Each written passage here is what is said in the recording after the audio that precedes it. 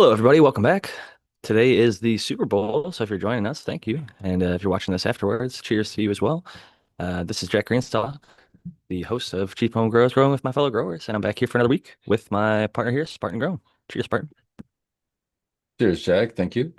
Um, Happy Sunday, everybody. Happy Super Bowl. I'll be smoking my Super Bowls. That's what I like to do on Super Bowl Sunday. But other than that, you can find me on Instagram, Spartan Grown, all one word, no spaces. Or you can shoot me an email, spartangrown@gmail.com or russ@gmlarmy.com, and I can help you with your growing and lighting questions. Happy to have you back. And yeah, I think I'm also Lady G is hanging out here beside me so she can smoke some bowls along the Super Bowl. We're always more fans of the Puppy Bowl, if I'm being honest. I stopped following sports a while ago. I used to be a Packer fan and grew up playing football and was really heavily involved in sports and all that. But ganja and other things have my interest more so these days, and plus my own personal business is keeping me busy, so I don't have as much time as I'd like to potentially spend watching things like football. However, today is that big day for a lot of people to celebrate, but I know a lot of y'all don't really even care at all. Like me, I haven't watched sports ever, or at least for many years. And so we'll maybe keep it more on the ganja side of things, but smoke on some Super Bowls. Hopefully everybody out there is smoking some Super Bowls with us, or joints or bongs or blunts, whatever it is that you like. Sub Cool used to always run down the list. Always enjoyed that. But yeah, hopefully everybody out there is token. Maybe we could post what you're token on. Tonight I got some apples and bananas, courtesy of Lady Greenstocks. Lovely sourcing. And smells good. Been smoking on a lot of good stuff. I got a little Durban over here as well, and another one called Lemon which Lady Greenstock's not the biggest fan of those. Not going to be smoking on those during the Super Bowl. They're a little bit more uppity than I would like for 4 p.m. and later anyway. But yeah, definitely gets good stuff going, and we'll be smoking on some good strong stuff. We got a tag that just says cheers from Marcus Green Thumb. Hopefully you're doing well out there. It says cheers, thank you for your time. We appreciate you in the panel. What up, Spartan Grown from Marcus Green Thumb, and got lots What's of up, good people. Fat Marcus? Freddy's cat. Longtime follower, Marcus. He's an awesome dude. A fellow jujitsu nerd out there who's into the grappling side of things. Got him, OG, and a couple others who are into the jujitsu stuff. I will share links and videos and stuff with when I find something interesting. But a lot of cool. There's like a whole entire jujitsu grappling league that is based around cannabis use. It's called High Rollers, where people smoke a bunch of joints right before they go and roll, which is like competing against each other, rolling around on the mat, to try and, put somebody into like a chokehold or arm lock or something like that. But yeah, high rollers, BJJ was an interesting concept there. I'm not sure if it's still even going on, but I support it. I liked watching people get high and try and compete. I don't think that it is They as have a detrimental as a lot of people made it out to be. Yeah, they have a similar program here in Michigan called the Ganja Grapplers, but it's the same kind of thing. And I've seen them at different events and stuff with their booths. And we've That's actually awesome. donated some concentrate to them for a competition they were having. So yeah, shout out to the Ganja Grapplers of Michigan. That's awesome. I know the Midwest and Michigan and many parts of the U.S. have kind of strong grappling culture. Usually wrestling. Where I'm from in Ohio, wrestling was pretty big part of the culture. I think the high school I went to was notorious for having like 50 Division I state champions or something crazy. And just my oldest brother was on the wrestling team, and I remember, there's this really intense. Like it teaches people a level of commitment and dedication and calorie restriction. That's probably not the healthiest at a young age, but it is fascinating how much grit it builds and how much you know along with that, I guess at the same time, many of them will benefit from cannabis. If they get lots of injuries from as simple as like the cauliflower ear getting beaten up over the years, or could be a knee, hip, shoulder, back, neck, all that different stuff. Getting injured grappling, cannabis is a lovely way to help medicate and deal with that pain in a much safer way. So I'm glad that it's out there for all the ganja grapplers or high rollers, whatever they choose to categorize themselves under, or maybe they just subtly get stoned in the car before they go into their gym and don't tell anybody. Maybe chew a little piece of gum or pop a mint in the mouth, keep it low key, and smoke on some stuff. If you need some high energy, I got some good stuff right here. It's called THCV. Got some American Weed Company. They've got it's their Energize line, and THCV. It's THCV infused. It's the strain is Tangy Poison, which I was talking about Durban earlier. That's another good one for getting some energy. For a lot of people think that it's, not maybe the most intuitive thing, but I found just being in sports and training and athletics most of my life that a lot of active people do use and enjoy cannabis even during activity, not just like after for recovery. THCV in particular, things like terpinolene, pinene helps focus. And I think that limonene and other things can improve energy. So there's lots of different benefits that cannabis can have for performance, as we're also seeing the Olympics are on currently. So there's lots of different athletic events happening. And I know famously Sha'Carri Richardson got in a bit of trouble because they used cannabis and they're a sprinter. And so I'm hoping to see it continue to become less and less of a big deal around athletics. I don't think it's necessarily like performance enhancing to the point of like a steroid or hormones and things like that. But I do think that it's a healthier alternative for recovery and as well as maybe even creativity, make more interesting anything from basketball, football, jiu-jitsu, whatever it is, whatever sport. Um, I think it'd be nice just to allow people to use whatever they feel allows them to operate at their highest performance within some sort of regulations and reasonableness.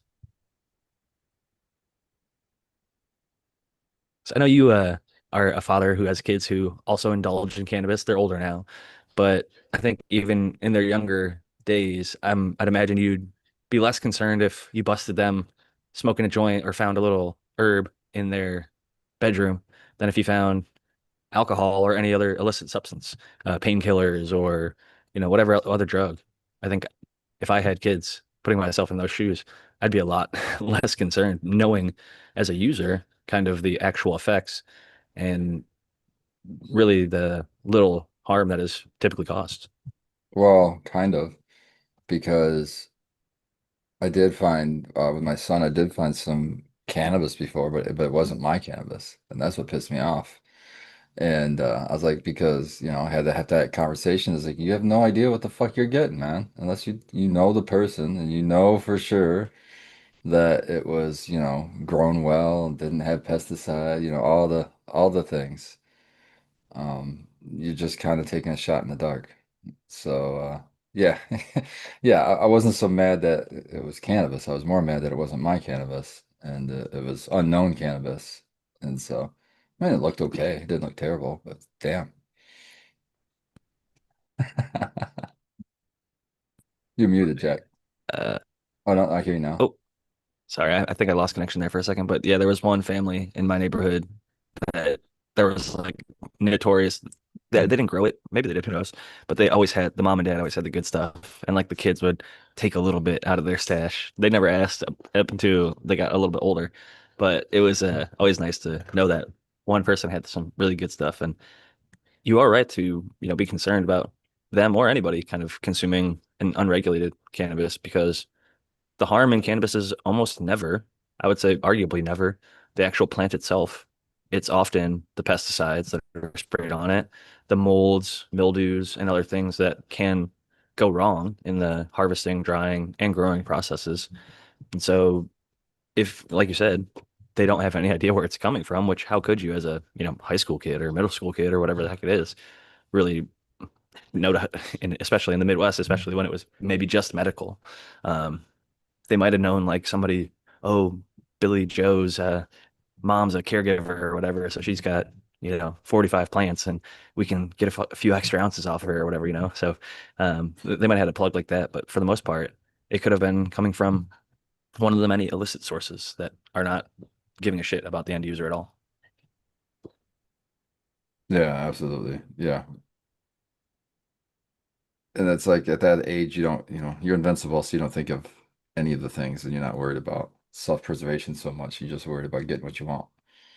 When did you start to care? Because funny enough, for me, it was like somewhat during the era where most people care the least. It's like I moved to the West Coast for college and started caring a lot more about my diet because I was buying my own food for the first time. And that made me think more about when I was smoking. I was like, well, what's available? There was actually the option to have organic cannabis for the first time. I never, before it was always just, hey, it's 50 bucks an eighth. Like, do you want it or not? And having access to like actual dispensaries. allowed a lot more options and choice. But I think I'm curious, when in your smoking journey did you start to kind of care more about the quality of what you might consume? See, I'm opposite. I cared from the beginning because I was a grower before I was even a smoker, which is odd. That's not usually how that works. But yeah, I was growing it medicinally for my uncle and for other patients before I'd even was a consumer myself. And it was from seeing what it did with them. I see it changed their lives, saved their lives. That was enough for me to, saw it with my own eyes before I was consuming myself on any regular basis. So I had access to my homegrown from the very beginning. I mean, I had it well before I even started smoking, access to homegrown. So I've been very spoiled on my journey when it comes to that kind of thing. So I've cared You from the grew very it so long, beginning. you're like, hey, maybe I should try this Yeah, I instead of grew it just for like a making year it or into two a medicine before. for my family. I mean, I tried it, but it never, I was one of those people that it never really did anything, right? I didn't get the high. I never felt the high. I even did a dab and didn't could get high from it first. I mean, I off and on tried for a year. And when I mean off and on, maybe once every month or two, because every time I try it, I'm like, yeah, I'll smoke. It just won't do anything. It's just waste. And then it was the edible that actually unlocked it for me or whatever. And I tried an edible, and then it was smoking, everything worked. So yeah, I was kind of my biology was working against me or whatever the case, or working for me. But I concentrated on growing before I ever, you know, was much of a consumer because I wasn't getting the effect. It's funny, I think a lot of people are definitely in the opposite boat. They got turned on to it by the effect. Their maybe first time using it or first time, because I actually know a lot of people the first maybe one to a dozen times where they might not have gotten an effect because in their earlier years of consuming it, they weren't inhaling it and stuff. They would like take a little puff and then blow it out, but they weren't really like bringing it in and holding it down. But I was one of those people. Lady Greenstock was one of those people who got higher first times. But I do think like you, there is also just like a biological element to it. Like even if you were smoking it and inhaling it, like maybe something within your endocannabinoid system was either like activated earlier in your life and maybe it just felt more subtle to you because like I know I was watching some interview the other day and somebody was saying the first time they consciously got high because plenty of times they got high in the back of their car because their mom and dad both smoked and they just pass the joint back and forth to help put the babies go to sleep in a long car ride, and so they got stoned and passed out in the back of the car a bunch of times growing up. And I think in some cases like that's maybe not the best way to get the exposure, but their endocannabinoid system is being stimulated much sooner than most people's. So it would be interesting to see how when they go to consume it later on, like when he did start seeing people, he was saying monkey see, monkey do. One would hit a joint, somebody else would hit a joint, and somehow eventually he got into the circle and hit it and started feeling it. And I just kind of thought that concept was interesting because um, everybody comes at it from a different perspective. And, you know, you some like getting high the first time or not is a big kind of coin flip, I think, because a lot of people do and a lot of people don't. I wouldn't be shocked if I heard either one of those stories.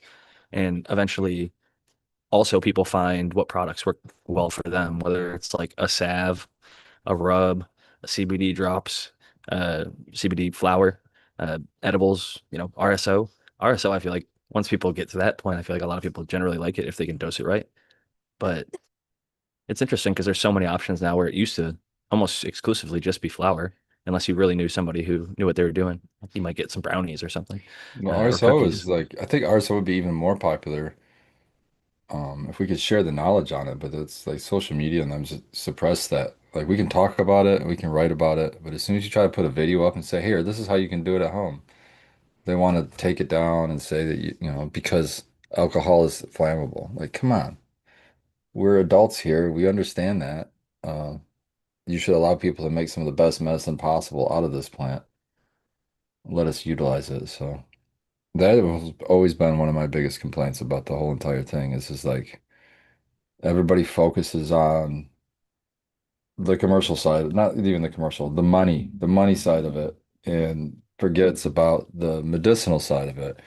And it gets pushed off to the wayside when and I know and I understand that even recreational use is medicinal, but there's also real medicinal patients out there that use it for medicine, for literally their medicine, like weighing out RSO by the weight, so they can dose it per day, not just trying to get slammed, for no reason.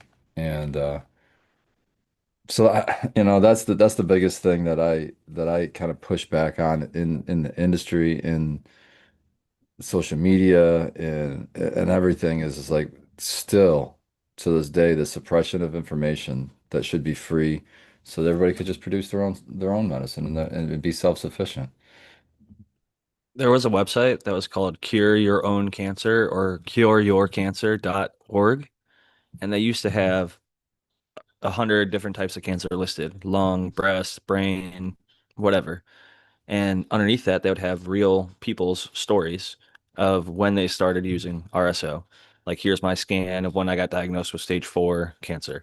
Here's when I started taking RSO. Here's 2 months later. My tumors were cut in half. Here's a year later. I'm in remission. Here's 5 years later. I'm still alive. And the doctor said I'd never be. And it was hundreds, if not thousands, of stories like that. And I tried to go to find that website the other day, and it got fucking removed from the internet. To your point about the internet Jesus. and censorship and Yeah. not even allowing it to be shown how it's made. And Brandon, that's the best. I mean, that's the high-end examples. There's like times that by a million different examples of people just saying I sleep better. You know what I mean? I get better sleep, sleep. and That's then now they're huge. finding sleep reduces cancer. If you have good sleep, Yeah, yeah. So yeah, several I just cancers I have just come hope back. that people, as we move forward, that we kind of still don't forget about cannabis as a medicine, and honestly, just like the food you eat is a medicine. And if you can grow it for yourself, you're going to do it a million times better than you're going to find most anywhere else. And if you cannot grow like certain foods and stuff, like going to farmers markets, like getting to know local farmers, the quality is so much higher. There's a place called Jacob's Farm locally that grows basil. It's just better than anything I've ever tried. Like, when that you rip it, just the whole entire room smells phenomenal, and it makes the whole salad or pizza or whatever you're putting it on taste incredible. So having these high quality ingredients, and the craziest shit to me is it's not even much more expensive than a lot of the other stuff that's available, depending on where you pick it up. It might even be cheaper, which is like even more mind blowing. Like, you can pay way more money and get a lower quality just because, uh, you know, maybe not having the time or ability to make the effort to source certain things. In the case of growing it, obviously, I think anything, if you get into the hobby or the craft that you do at home, is going to be better than it's like when you make a meal at home. If you know what you're doing cooking. It can be as good or better than any of the local restaurants around you, to the point that you, like in Lady Greenstock's case, she knows my taste preferences and will cater a meal specifically to what I like and cook it exactly how I like it. So it's like, it's tough to do that as a chef who doesn't know Joe average random person walking in. So even if it's like a really fancy restaurant that's super expensive, you might actually enjoy that home cooked meal a lot more. And homegrown is often the same way. It's so easy to undersell ourselves and underestimate the quality. And people still shit on tents and tent growers. It's like, I guarantee you, if Brandon pulled up with a jar of some shit that he's grown in his tent, or any of the people on these panels that are growing it in tents, people would love it. So it's just funny to kind of see the hate online still a little bit lobbied at anybody growing in a tent, or like not quote unquote growing enough I'll tell lights. you what. And I'll tell you what. Anytime I see a comment, somebody throws up a post about, their cannabis or whatever, their cannabis plant. Somebody's commenting about the environment, like the tent or the fucking light and they can't say anything about the cannabis. It sounds like you're just a jealous person. I mean, you reveal a lot about yourself when you start trying to shit on people for what you perceive as not good or not bad. I mean, you're shitting on somebody if they're in a tent and they can outproduce the quality that you're doing and whatever you perceive as better than the tent. I mean, that's not cool. I would So, always tap on their profile, and it was always, without fail, private accounts. yeah. And very often they were also consultants. So obviously they're going to talk shit on everyone to make it seem like they're like Mr. Master Grower over here. Oh, you don't know shit. You're growing garbage, or you're doing this, you're doing that Like, wrong. it's like, yeah, you're right. We didn't, cannabis wasn't grown, before you lived. Before you lived, it wasn't grown. You are the only person that has ever done anything with cannabis, and you are the best. And we should all follow what you say. I don't know what more they want to hear. It doesn't, I don't think There's some anything less than that serious is going to make him happy. Dunning-Kruger out there. I think lobbying or offering advice is one thing, even if unsolicited. Like if you see somebody who's struggling, maybe throwing out advice because maybe people won't ask for it. But at this most part, at this point, I'm like only going to give advice to people that ask for it because time restrictions. I'm not just going around giving unsolicited advice to growers anymore. But when I was first getting onto the scene, if I saw something and had like a rapport with a grower, maybe we followed each other, had likes or comments back and forth, I might be like, oh, maybe try this, or did you notice X, Y, or Z? And they might be like, no, I didn't. Thanks for pointing that out. And a lot of just, positive, constructive feedback.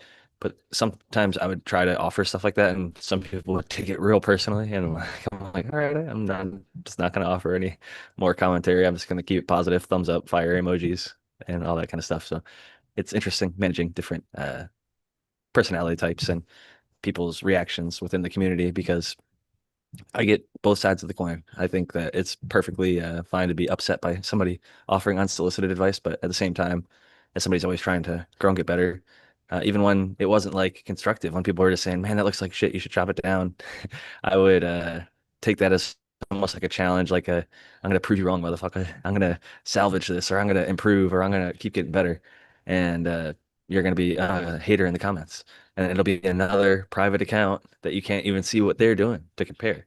So, and another experience I had, like when I got the chance to meet Tommy Chong, Lady Greenstock and I were there, and I was smoking. Like I only got invited to the table because the homegrown I grew in my little tent was good enough that Tommy liked it and he invited me.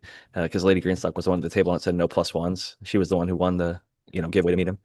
And when I got there, the person who was supplying the weed for the event. He said he was doing like 20 to 100 lighters at that point, but he missed having smaller personal grows because that's where he could have like more craft, more attention to detail, and more love for each plant, and just even a little bit, I think, less stress because there's less riding on it. When you start going to that commercial scale, there's typically more people involved and maybe some mouths that are going to be fed or not fed based on how well or poorly you run the operation. And so there's a beauty to having a home grow that's basically just to satisfy your own curiosities and needs in terms of medicine and enjoyment. Even like Yellow Skunk Farm, having a Zen garden, just having living plants that you can go, in his case, be in a room or unzip a flap and then have your own little slice of paradise. It might be cold in the middle of the winter, but you've got 70 and sunny in that grow room and 80 degrees and humid and airflow and live plants. It's just like a tropical paradise in there where, it might be literally frozen and so cold. I feel really for the folks in the Northeast right now. It's been a rough little go recently. Lots and lots of snow. I got family there still and um yeah, it's been a lot. So having that little warm grow tent or grow room to go into in the wintertime is a welcome addition, I'm sure, for many. And I was always happy to, whenever I see live plants, just generally, cannabis plants specifically, though, it's a little pick me up having something green and also the responsibility, I think, something that you have to keep alive, keep going. It's challenging, but at the same time, it comes with that reward at the end of the day.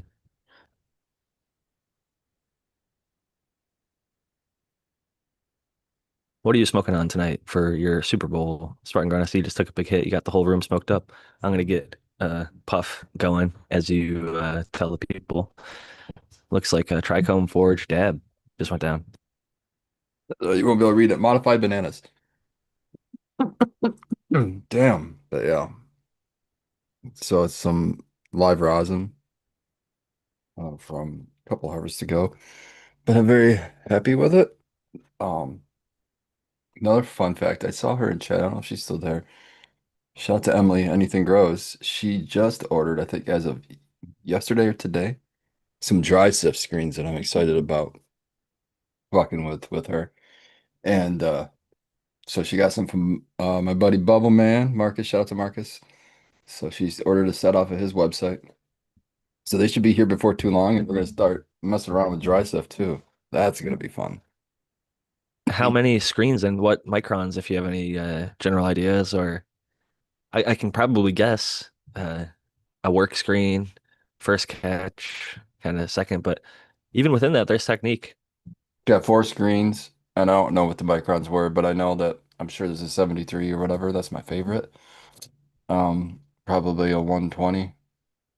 Oh, she said she got the four pack of success screens. Hopefully she can tell us the lines. But yeah, the four pack. I don't know if he's got other ones, but see, So that's just another like thing is screens is a whole nother thing. It's like I didn't know that. Like, of course, you want to just look at screens and you look online and you see all different prices and you wonder what the heck. And then when you know somebody who is an expert in it, you just call them up or you're like, yo, tell me about this. And it makes a difference under the microscope if you look at the screens, and it's wild. a The big cheaper difference for ones are made sure. on nylon and it looks like this or like that. And then, as you get higher Might and not higher even be the quality, size. yeah, higher and higher quality, it doesn't stretch, it stays the same size. So many things. So yeah, make sure you source good quality screens. There's a guy called the Dry Sift Wizard who did some really great work. He got me on the what's called the 10-second sift. And kind of like Frenchie talked about with bubble hash and like shaking the tree, where the first shake you get the loosest kind of resin, the ripest fruit, so to speak. That would be like the creme, as he would call it, and the first catch and the most valuable, like in the hash collecting regions from Morocco to Afghanistan, etc. India, all the different. Well, they do charts there as well, but lots of the places that they're beating the hash over screens or running it, they're not really doing bubble hash, but they're running it through screens. And that very first shake or beating, the little tarp over it and then catching it in that tub or whatever, that first quick one, where it might just be a minute or even 30 seconds, is such a nice light color typically, and really nice melty smoke, even with Then you the could clean very, that up, right? I yeah. mean, then you could take that and there's techniques to clean it up. Like the static tech is kind of Breeder what, Steve was just saying, friggin' take yeah, a vacuum cleaner to it through a hash bag, or a rosin bag, yeah. because those are like 15 micron or 25 micron. If you get a small enough one, you're only sucking the dust and garbage out, and you're left with all the resin behind, which is quick, brilliant, effective. But No, the 10-second tech that I found, even if you just have literally only a trim bin, if you just take your uh, small buds or trim and bounce it on the screens for 10 seconds and then pull it off and look at that first pull and smoke some of that stuff, it's without even cleaning it. It's just so good right then and there. And it's so easy. It's a nice yeah. introduction to like wet your feet and wet your appetite into the dry sift Well, and collecting anyway, and smoking. it's also another way for a home producer to make a concentrate on their own with their own product, to maybe take some product that's older even. You could, if you dry sift it, you can preserve that Older a is even lot better easier. sometimes. Yeah, yeah. Dry, Oh, it's real dry and easy to work with. she answered in chat. It's a 250 micron 60 line, then 165 micron 90 line, then a 149 micron 110 line, or a 75 micron 200 line. Those are the screens. That's awesome.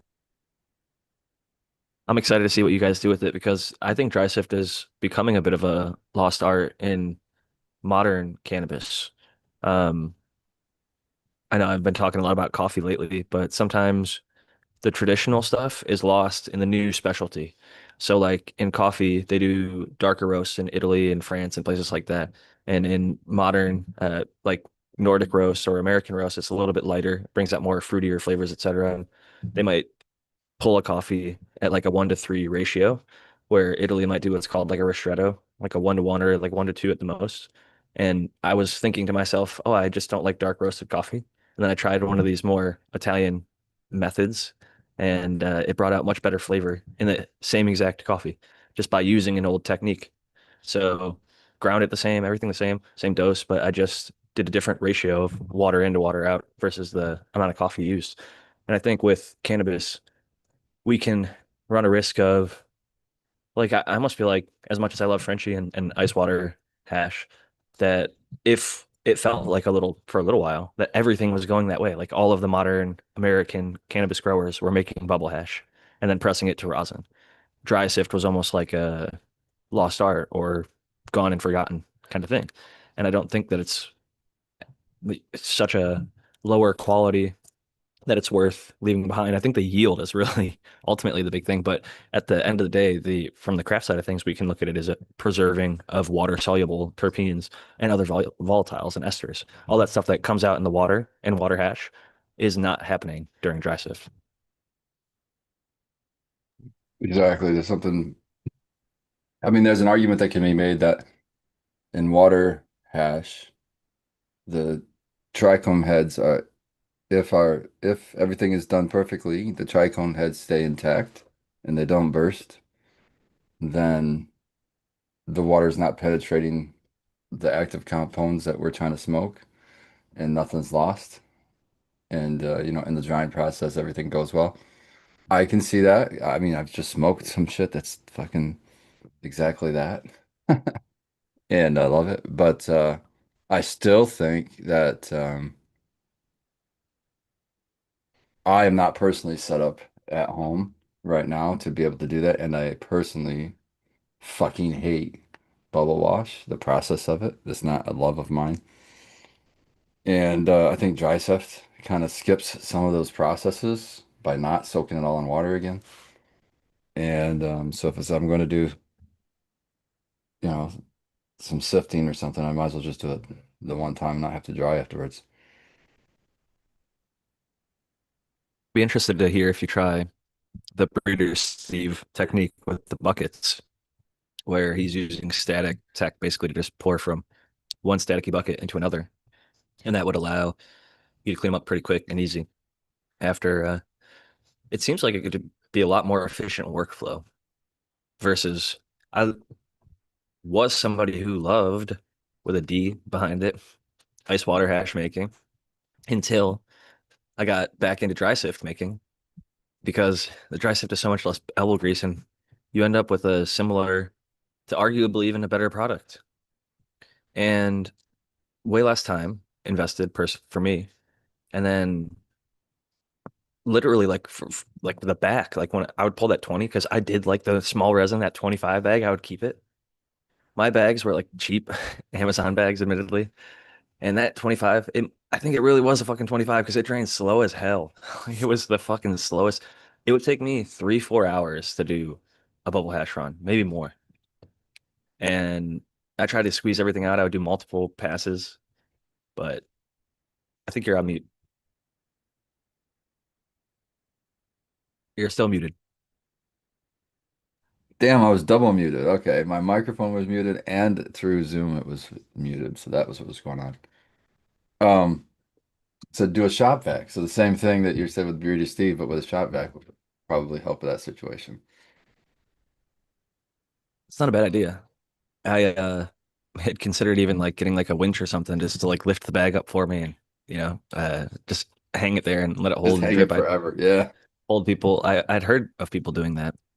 I think the systems now are better, like Whistler Tech, which is a Bubble Man thing. They have these like large industrial scales where it's a big metal tin that's like a basically like a pie mold or whatever with just like she's talking about with her screens. Like you got like a 200 or whatever to filter out the garbage.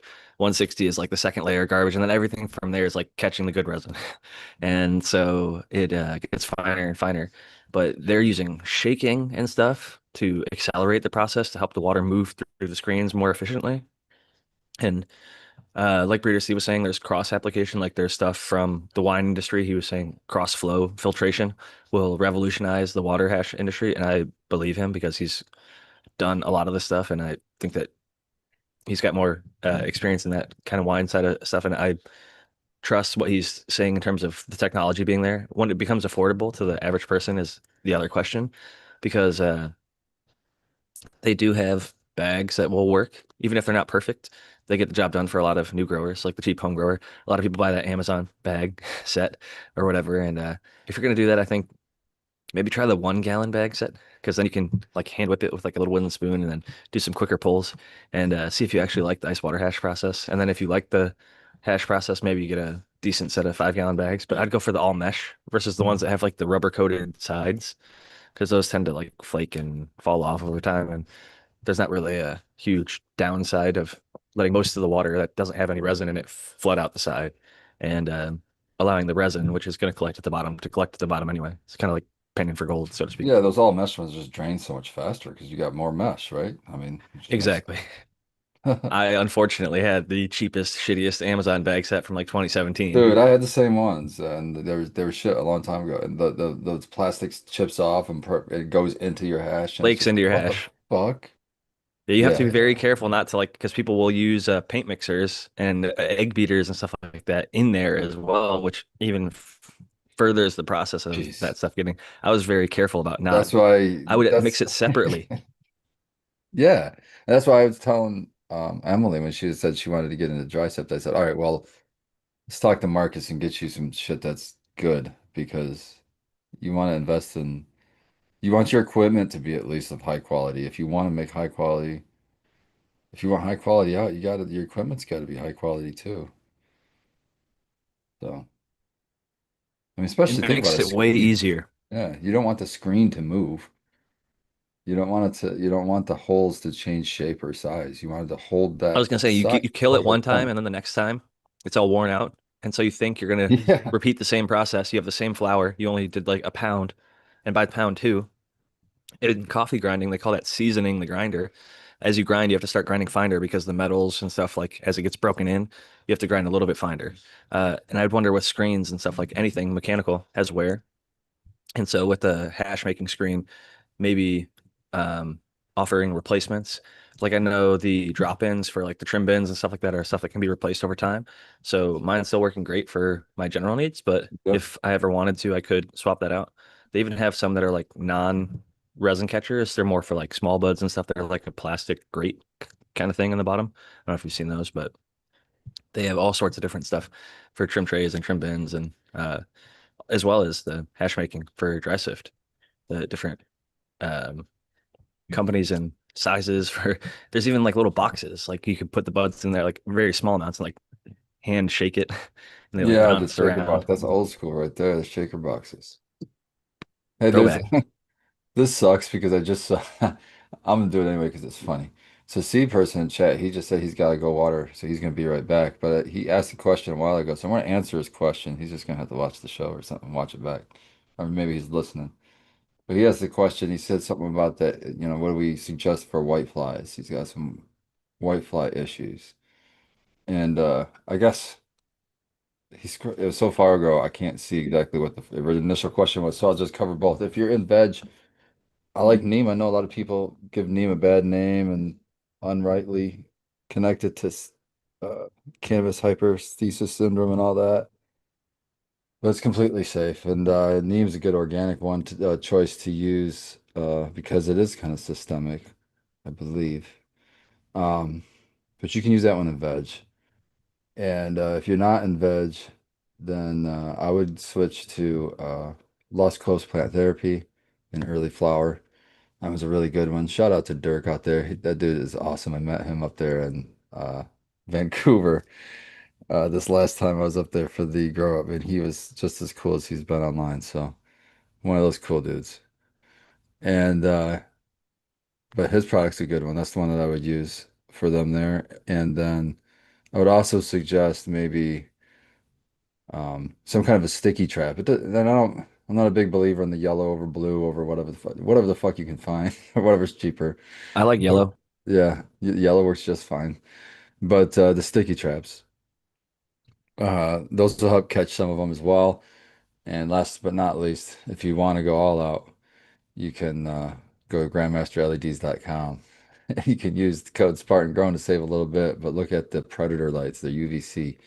You run them during the night cycle, and it's a very faint UVC light, but you run them during the night cycle. It doesn't change the photo period. You don't have to worry about that, but it's the only light on during the night cycle for that brief period. It's usually 5 minutes, 5 to 15 minutes, depending. And it almost works like a bug light. It tracks it to it. And then it does DNA damage, RNA damage to it's not something they get like immune to. In the very least, it makes them so they can't reproduce, but usually it kills them outright. So look at that predator light. That's another option. And you stack all those together, and now you're talking.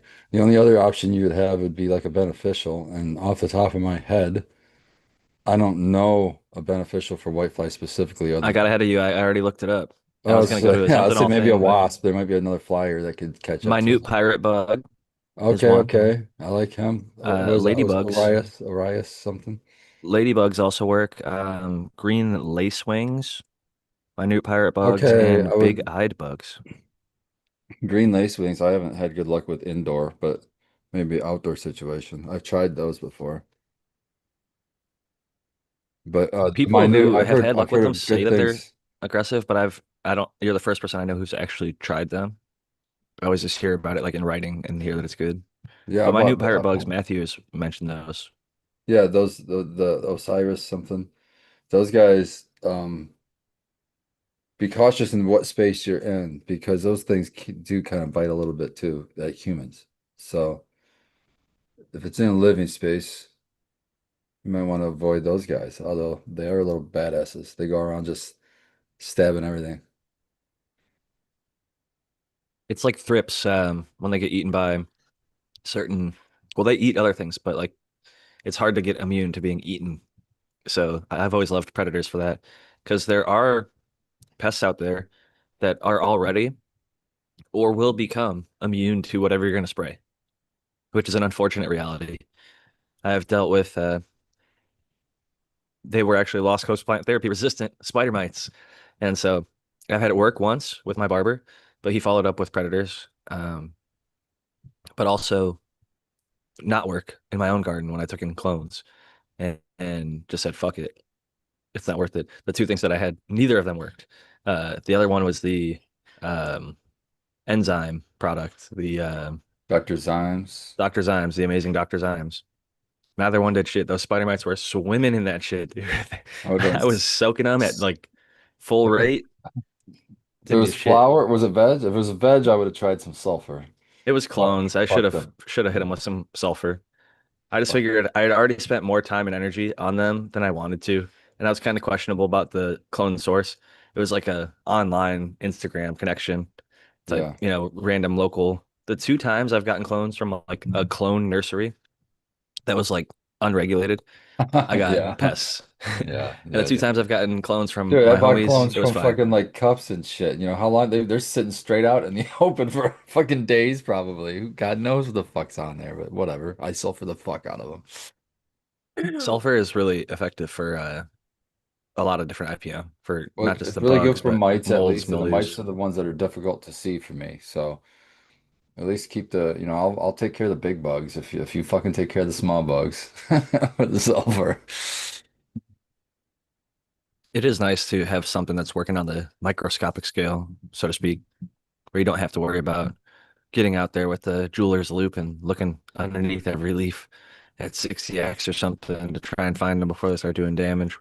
If you do a full dunk or heavy spray, you've got a good kind of protection going in early. From a cut, it's pretty easy to dose where you can cover it from the base of the plant all the way to the tip. And in your case, I think you have mentioned in the past that you do like to just dunk the actual whole clone, and that gives you literally Yeah. full coverage. Yep. Yeah, I love doing that. It makes it easy too. And like, I'll just like, instead of having it in a pump sprayer, I'll just have it in a little pitcher, like maybe 1,000 milliliters or something mixed up. And then I'll get like a little piece of cardboard off of a cardboard box, maybe the end or something, with a slit cut in it where I could go over the stem of the plant, you know, and then I'll literally pick up that whole whole thing, turn it upside down in that and use it to mix, do a couple mixes with it and then pull it out, let it drip off, turn it right all back over and then pull off the cardboard and go to the next one. And that's pretty much how I do that. That way I'm just like, I know, not only the reason I do the mix is because I used to just dunk, but pull it out and I would, look at the plant and some of those plants have like such a waxy outside leaf, or really I've noticed underneath somehow it just repels water and it literally comes out dry in some spots. I'm like, how the fuck is that pop? So now I do the stir thing to really make sure that the water gets that full coverage because dunking it isn't even enough to get the full coverage. You really have to like move the water. I believe that, and I think it's a kind of water. um, like a homeostasis thing, like with the leaf, if there's already some amount of water in there, it will flow past it. It's trying to fill in the dry spots. So if there's water on the bottom, it's gonna like rush right past it and go around to the top sides and everything else.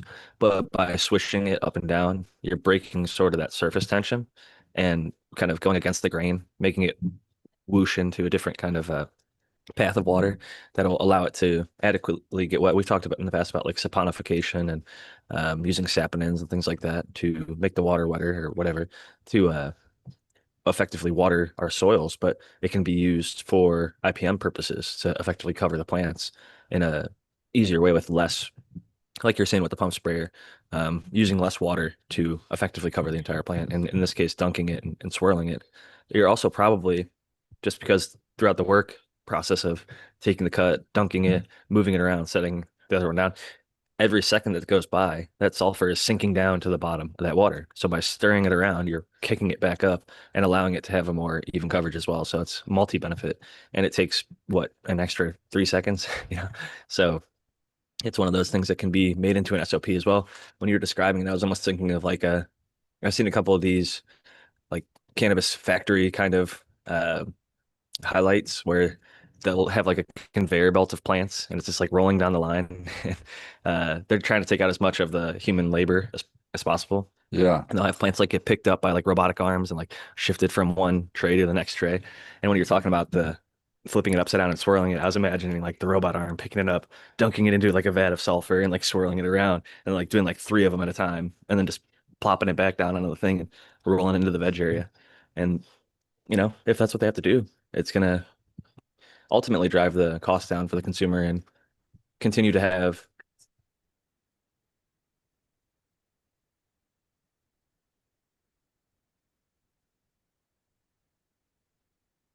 But the at the end of the day, there's ultimately need for people in the workspace more so than anything, because even with those machines, people are the ones running them at the end of the line and loading them on a lot of the time. So as much as the Cedo or whatever, I think Cedo Lab had like the grow your own plant from start to finish thing in a little grow chamber without allegedly having to touch it.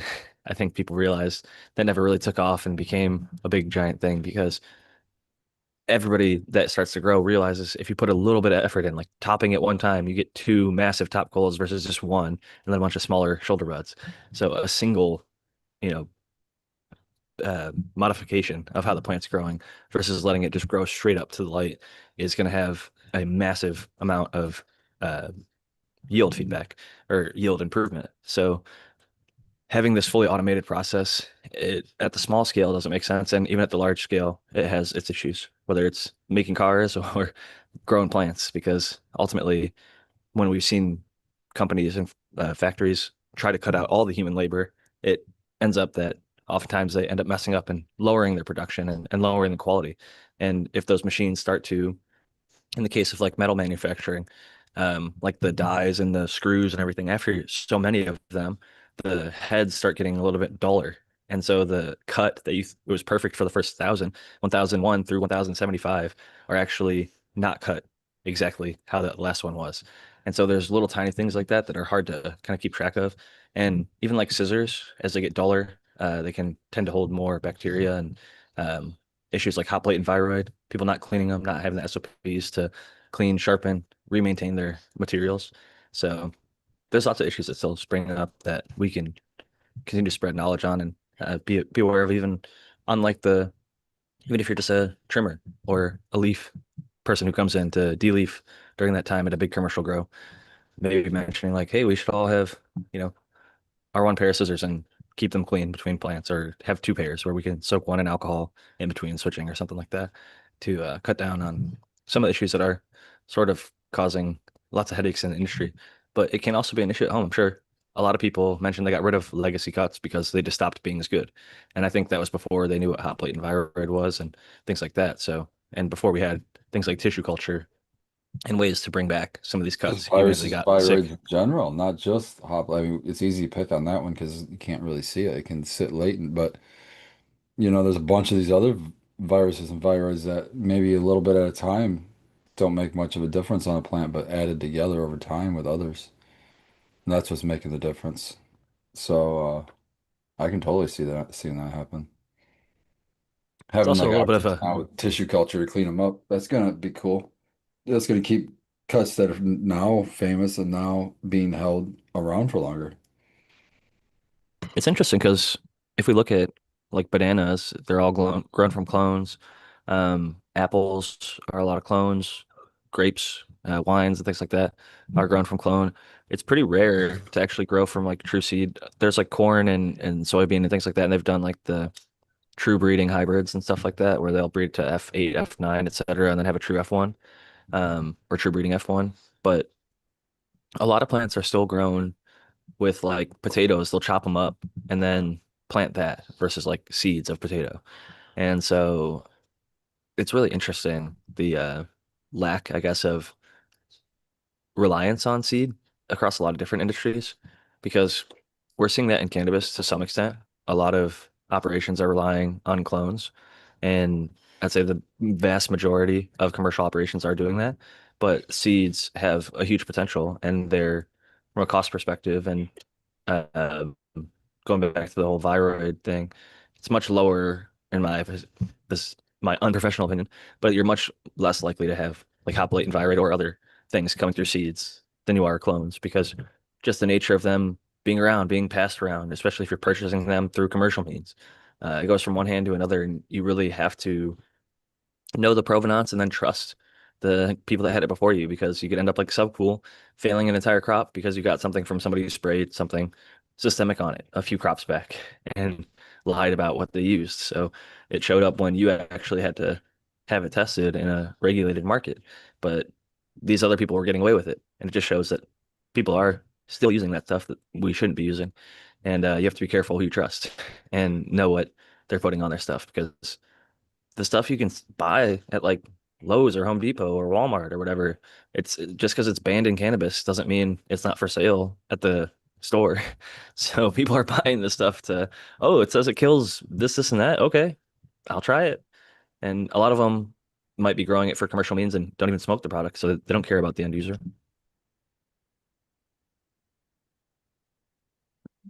Yeah, that's the unfortunate truth of it too. And it's the commercial side is nice because it's access, right? It's easier access for a lot of people, which is great. The same side, is like there's not guaranteed honesty in the commercial market when it comes to labeling or strain names or but there is at least a requirement or regulation for it to be tested. But then even then, most markets are set up to where the um, the lab is the customer of the grow. So you want to, so it's like because if you're, say for example, if your lab and whether your lab is correct or not, if your lab consistently is sending back numbers that are lower than what they can get at another lab, what do you think that grow is going to do? They can use a Go to the different. other lab that gives them higher scores, and then they get more business. Exactly. Yeah, exactly. So it's like that kind of a system is set makes I feel like it's set up to fail. In that kind of a system, it's set up to have people wanting to cheat numbers and things like that. And what's my answer to that is like it sounds terrible in my opinion, but my only answer to that would be is like, hey, some of this tax money that you're collecting for the cannabis program, put into a state-run lab that can give us a fucking standards, right? So like they will police the labs. So what they can do is they could just randomly test. They already have the ability to do this now, but they have to use the current labs. They don't have their own lab.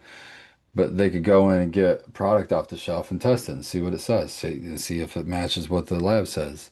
And if it doesn't match what the lab says, go to that lab and start matching processes and say, okay, let's pull some stuff right now. Okay, you just tested this. Let's test it in our lab and see what's going on. And then they could get some fucking fair numbers out there. But until then, even lab numbers are a little bit off. But I think that the numbers that are we can trust are the safety numbers, which is the ones that are talking about molds and things like that. We can But there's a caveat to that too, because that we can trust that the little sample that they tested was clean of it out of the pounds and pounds that they tested. But I mean, this is the same thing we have in our food supply. I don't know a better system, but it doesn't tell us a whole lot. So, to go into and judge anything by numbers is beyond not fair to the plant at all. I I agree don't that know. the pesticide testing is a positive one. Mold testing can definitely not work out for the consumer. I've been on the receiving end of that. Lady Greenstock got sick with some white powdery mildew from some cookies flour that went through all the testing processes, allegedly, so to speak. Well, that's the But thing. It's like, yeah, it could have been the sample could have been fine without it at the time of testing. But how about the fucking 6 months later after it sat on the shelf? Then test it. What's it look like? Because that's what the customer's getting. The customer's not getting it fresh from harvest. well, and funny enough, even like quote unquote honest labs or labs that are trying to work well for their customer. I know somebody works in infused and they had a flower sample tested and they said that there was like zero CBN, but this person knew because they infused the flower with CBN that there was like at least, a certain percent should be CBN. They put X amount of milligrams into the batch. And so when it showed up with none, they're like, hey, you need to retest this because we know there's CBN in there and you're saying that there's none and you're showing it all as CBG or something. Like, so their whatever standards, they either swapped their CBG for their CBN for like the reference standard for their HPLC Yeah. or just something read wrong. Like there was a misread in the machine or somebody, Well, whoever was running it didn't. or the place, would you say it was CB? They put what into it? CBN? CBN, yeah, Yeah. Or the CBN they got wasn't CBN. that could be it too. That fucking happens in this industry so fucking often. Even isolate marked it this, but it's this. It's like, what is going on? What is going on? It is a shit show. That's why you have to grow your own and source your Yeah, own. exactly. Yes. Yep. I And don't, I can't, stress that enough. Grow your own, then you know. That's why I said what you said about my son, finding my son. It's like, yeah, I'm more upset that it wasn't mine because at least we know it's fucking good. It's safe to safe to smoke, nothing weird. That was the first thing I thought, which is weird, but yeah, it's just like it's safety. It's not, in my eyes, safe because I didn't grow it. it is funny at the same time. Like I've been to the point where I was like, I don't know if I want to hit random joints because I don't know what might be in it. But then I've been at like events and if I'm with a group and people are cool and they're smoking on something, like they seem just fine, I'm gonna fucking hit that thing too. So Dude, my um want to fucking try all the strains I can supersedes any judgment for me. I'm fucking smoking all that shit. And I'm like, well, at least there's weed in there, so that'll help fucking combat anything else, hopefully. hopefully offset some of the negatives if there is, some nasty shit in there. And I think in general, the very, very high percentage of things, there's not a lot of people intentionally trying to use that. It's a unscrupulous, smaller percentage of the growers. I think even in the commercial space, most people, many of them, I won't say most because I don't know if it's a true majority, but from the people that I've interacted with, people all get into the cannabis space, scene, industry, etc. But if you get to the point where you're working at a grow or a facility or packaging or something like that, somewhere in the cannabis space, for the most part, it's because you like or enjoy something about the plant or the consumption of it at the end of the day, and you have some passion. You want it to be, on the better end of the quality side of things, and you don't want to have something that you can go home and think like, oh man, I know I sprayed some illegal pesticide on this shit and we're still going to push it to the market. Like that might be the situation you're in because like that's the only job that you have available and your boss is telling you to do something and you're like, well, fuck. At least maybe I can, go home and write on a message board on an anonymous name, don't smoke, stizzy, it's got pesticides or something. And allegedly, hypothetically, that's not an actual allegation. That is just me saying words on a podcast. This is an imaginary person. But anyway, But I'll stand behind "Don't smoke Stizzy." I'll just stand behind that statement. I can Doesn't get matter behind that. why. Doesn't matter why. Just don't. Exactly. But yeah, I think the sentiment is to be careful with what you're consuming. And if you can, obviously grow your own. And I'm curious if anybody here isn't growing their own in the audience. If you are not growing your own, maybe why not? And maybe there's a gap between your growing where you've taken a little bit of a break for one reason or another. Maybe you haven't started growing yet for one reason or another, but we'd like to know and we'd like to help you You know, start there's a growing. lot of growers out there who the cost of the plummeting cost in their area to where you can go to a dispensary and get some cannabis for fucking ungodly low prices. They're like, it's now cheaper for me to just go buy it. So, you know, instead of grow it. I Problem caution is, people, don't yeah, I fall said into the that problem is trap. this quality is going to be different, but I can see where they're coming from because if you're trying to grow, you know, the best possible quality, you can get crazy with all the bells and whistles to try to do that. And it can tack on price, but at the same time, you can grow some really dank shit for really low price. And even go into the whole like dry sifting or growing dank on like a low budget. Brandon does it with like a couple $100 tents. If you get the right genetics in there with the right know-how, you can make amazing shit happen with even I pulled some amazing hash out of those. I think they might have been Vivo Sun hash bags or something. I don't know. Maybe there was something else, but they were some sort of Amazon variety, just generic hash bag. But I made some great hash with them. They didn't, last years and years, and they didn't have any sort of warranty or guarantee or the actual. Yeah, they probably ruined my perception of what bubble hash making could be because if I would have had the full mesh ones, I would have had a much better time. However, I think they still made dank for a very low price. And so don't feel discouraged if you have to use literally the barrier Well, to entry, the lowest you have grade, you cheapest one. you also have to put a caveat though, star, you know, caveat, you know. Brandon has some knowledge that not the average grower has. So he doesn't have to struggle with anything, I'm sure. Or not very much at all. If he runs into something, it's something he's ran into before. He knows how to correct it pretty quick before it gets to be a big major project, you know, project or problem. So that's, you know, one thing. Uh, I but did say knowledge. I very quickly slipped it in there. My connection's probably not the best because I'm also watching the Super Bowl in the background. okay. How's it going? Is there a score right now? Do we got a score update? It's on a commercial right now, but Okay. there's at least 3 points on the board. I saw the Seattle Seahawks kick the field goal at some point, but I think there's more than that. Sweet. Go Seahawks. I'm with them. I'm with you, Noah. Yeah, Noah Negro is going wild, hopefully. Yeah, I had another point in there, but I forgot what the hell we're talking about already. I've been smoking too many of these dabs. I've been smoking too many of these Super Bowls. Smoking strong Super Bowls. What were we just talking about? Shit. Yeah, I'm lost. Chat, help us. You're here. We've got several of you. Yeah, they're watching the Super Bowl too, man. So I think we're in trouble. We were talking about growing and using budget equipment, like getting the best. But Brandon had knowledge, and you were getting to another point, but I don't know. I don't know if you got into Oh that next yeah. point Hmm.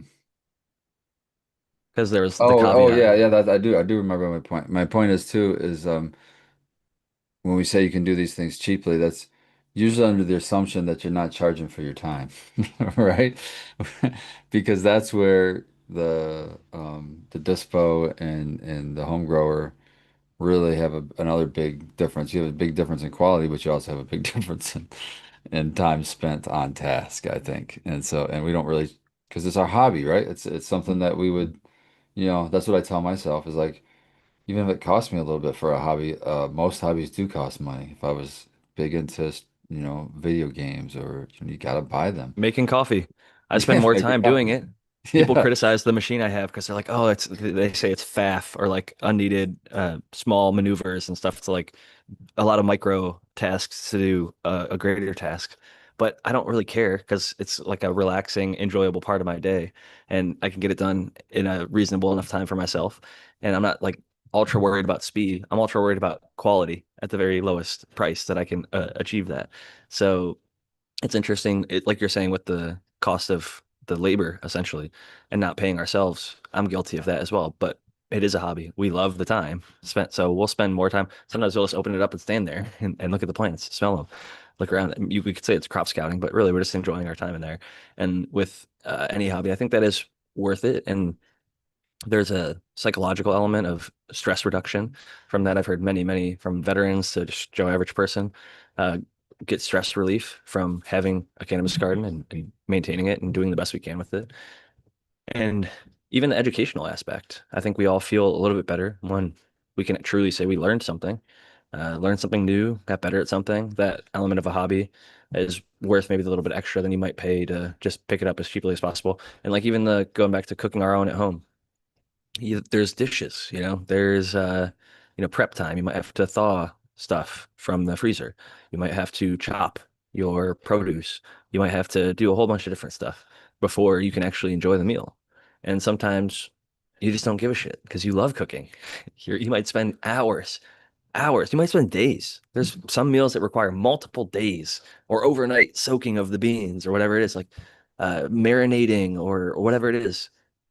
Like my wife makes a really good like Thanksgiving. It's called stuffing, but we don't actually stuff it into the turkey. It is technically dressing then.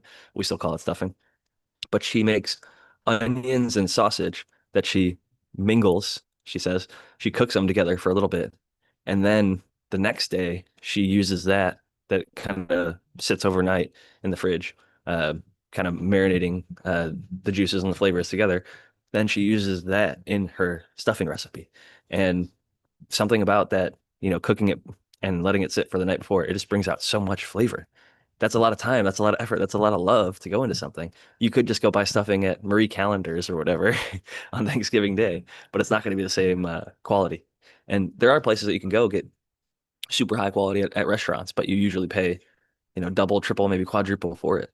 And there is some element of the home cooked meal or the homegrown cannabis that you start to cater to. Okay, I selected that strain because I love that strain, and none of these guys are growing super silver haze anymore, or it's really rare. So it's like hard for me to find at my local dispensary. So fuck it, I'm gonna grow the Blue Dream because everyone thinks Blue Dream is mids. Well, I don't. I like it. I'm gonna grow it. So fuck everybody. I'll grow my own Blue Dream and have it. And so it's like it gives you that option. That was literally the first strain I started growing because it became so out of flavor in California. We were all chasing the hype and all these different, more modern varieties. It was a while where I just didn't see it. At least didn't see any quality versions of it or any real versions because all the renaming happening. So when I first got into the tent growing on my own, I was like, fuck it. I'll get some Blue Dream, even if it seeds a variant that's a replication of the clone. It was close enough that I pheno hunted for what I was looking for and really enjoyed it. So um, you can find the clones like I got with cherry pie and really enjoy that. But there's so much beauty to be had and so much enjoyment to go after. So it keeps me enjoying it. I got the GG4 in my life now where I've had it many times smoking it. I've never actually got to grow it. So it's nice to have a version of that. Same with the Death Star and some Spartan grown Project V's going. But slow and steady, winning the race. Not so much, but uh, just basically keeping things alive is my main thing. 'Cause busy with work life and other stuff. So just happy to have a garden going at all because for a while I didn't have any garden going. So even if it's not necessarily progressing at the speed I might like, I'm happy to have live plants. How are Well, things going in your garden? I'm gonna try to see if I can find it on Instagram. I think is where I saw it. It was Dabby Hayes. He's growing that Project V as well. He had one that's like, here it is. Do you know what I mean when I say what is it called? It's not caviar. When I call it's called pearl. When it pearls like the hazes and stuff, it grows like pearls. He showed me an example of that. I'm gonna see if I can Dr. share. Grinspoon kind of stuff. Yeah, I'm gonna try to share this I thing. could find some buds like that. Dr. Grinspoon is a good example. Here we But go. there used to be one called Silver Pearl. I don't know if you can see that. Yeah. Yep. See how it like comes out and then it's just the it's just the bracts or calyx or whatever you want to call them. Tiny little budlets, Yeah, that is wild. nublets. I haven't seen that. I haven't seen that in the Project V, so it was cool. Shout out to Debbie Hayes for that.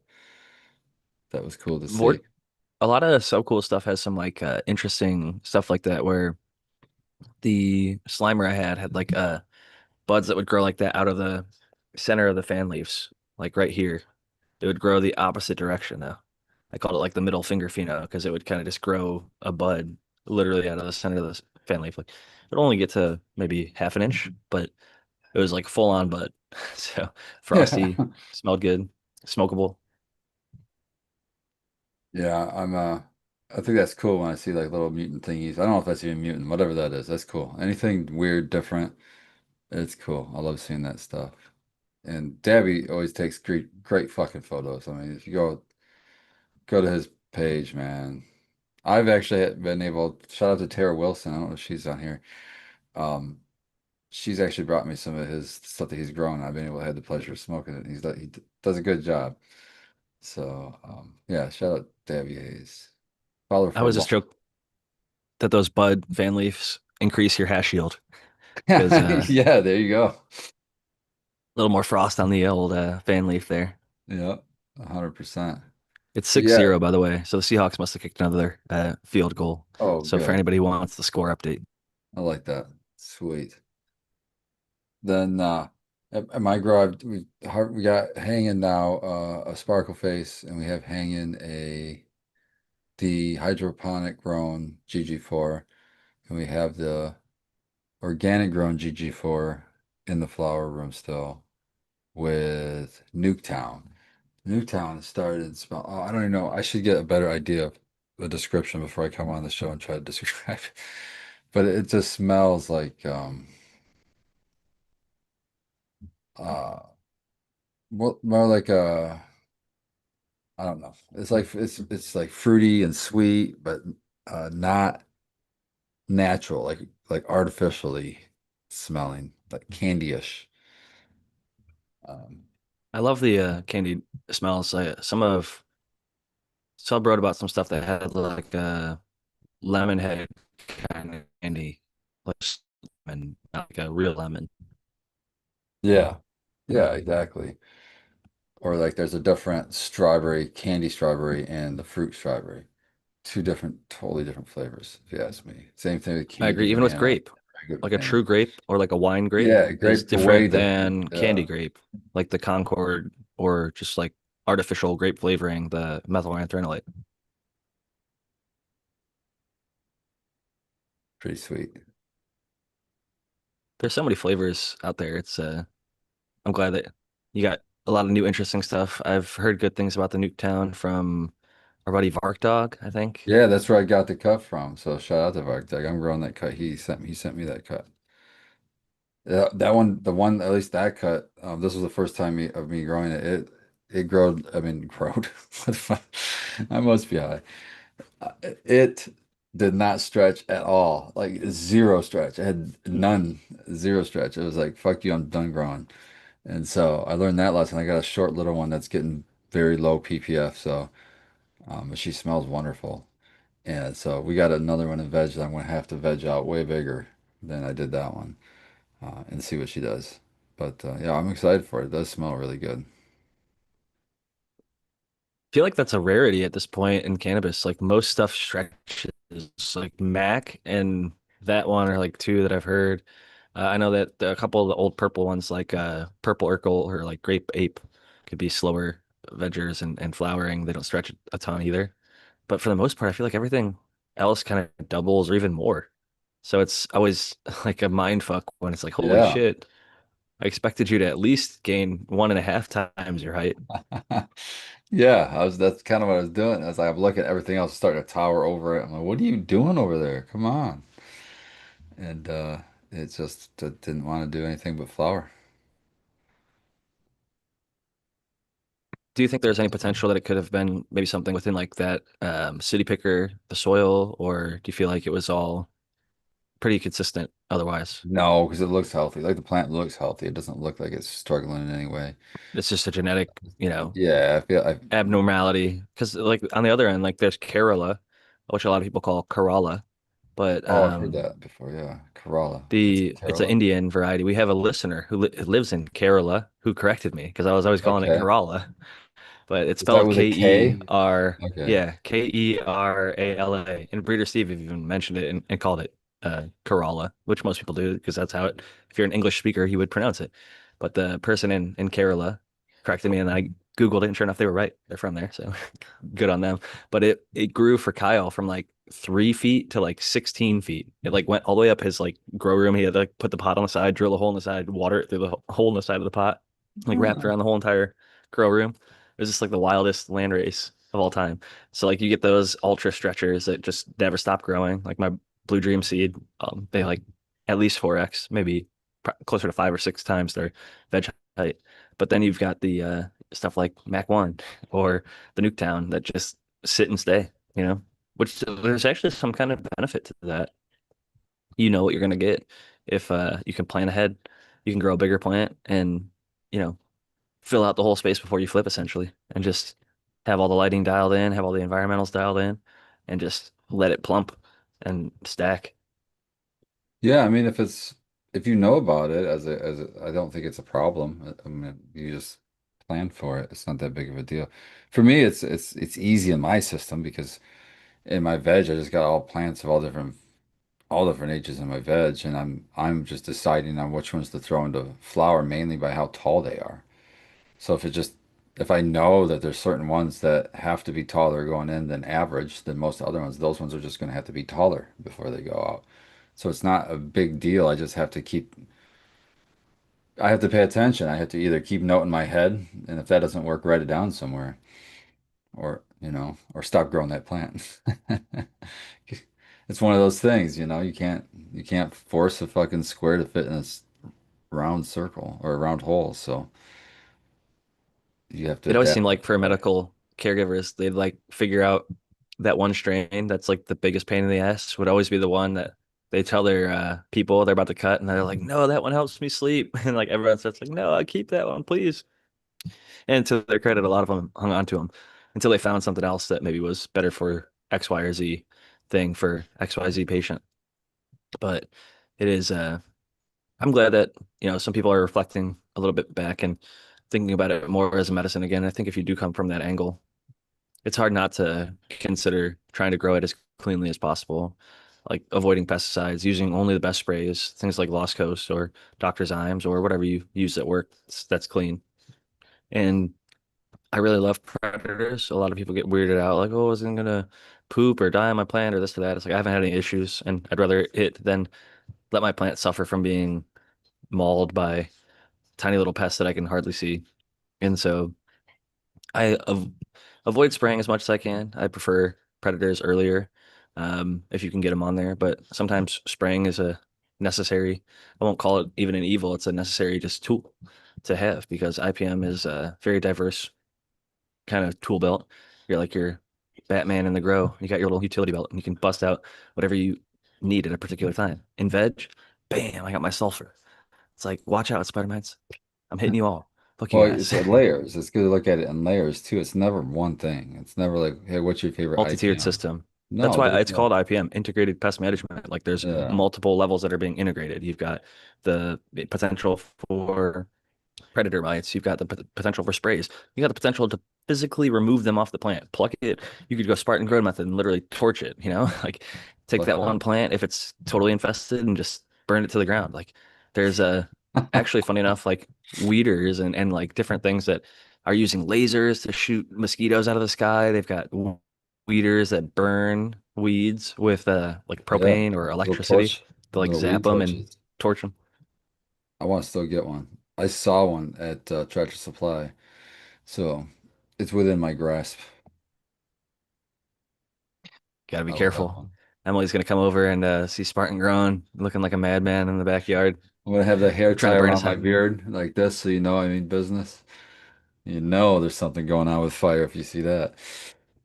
Gonna get you a flame retardant blanket to wrap around your face and beard, looking like uh, you're some sort of religious leader or something. But we But won't have it's no really just to weed. not burn yourself. For the garden will be weeded, and it'll be down to the ground. A little Funny enough, tiny like burning parlor it jar. like actually has benefits that other things don't. Like it kills it in a way and removes it in a way that is different than like if you were to pull it or cut it. And even like when I was a kid, like I learned pretty young, if I were to, it's almost like topping a plant, just pull the weeds out, like cut them out. then they're going to grow like twice as much. I have to get them all the way down to the root. Otherwise, you might as well not waste your time because they're just going to be right back. And so learning that kind of stuff is that's manual removal. I put gloves on. My gloves sucked. Oh, Old shitty 90s gloves that were so thin that the barbs of the weeds would poke through them and stab you in the fingers. fucking So annoying. not fun times.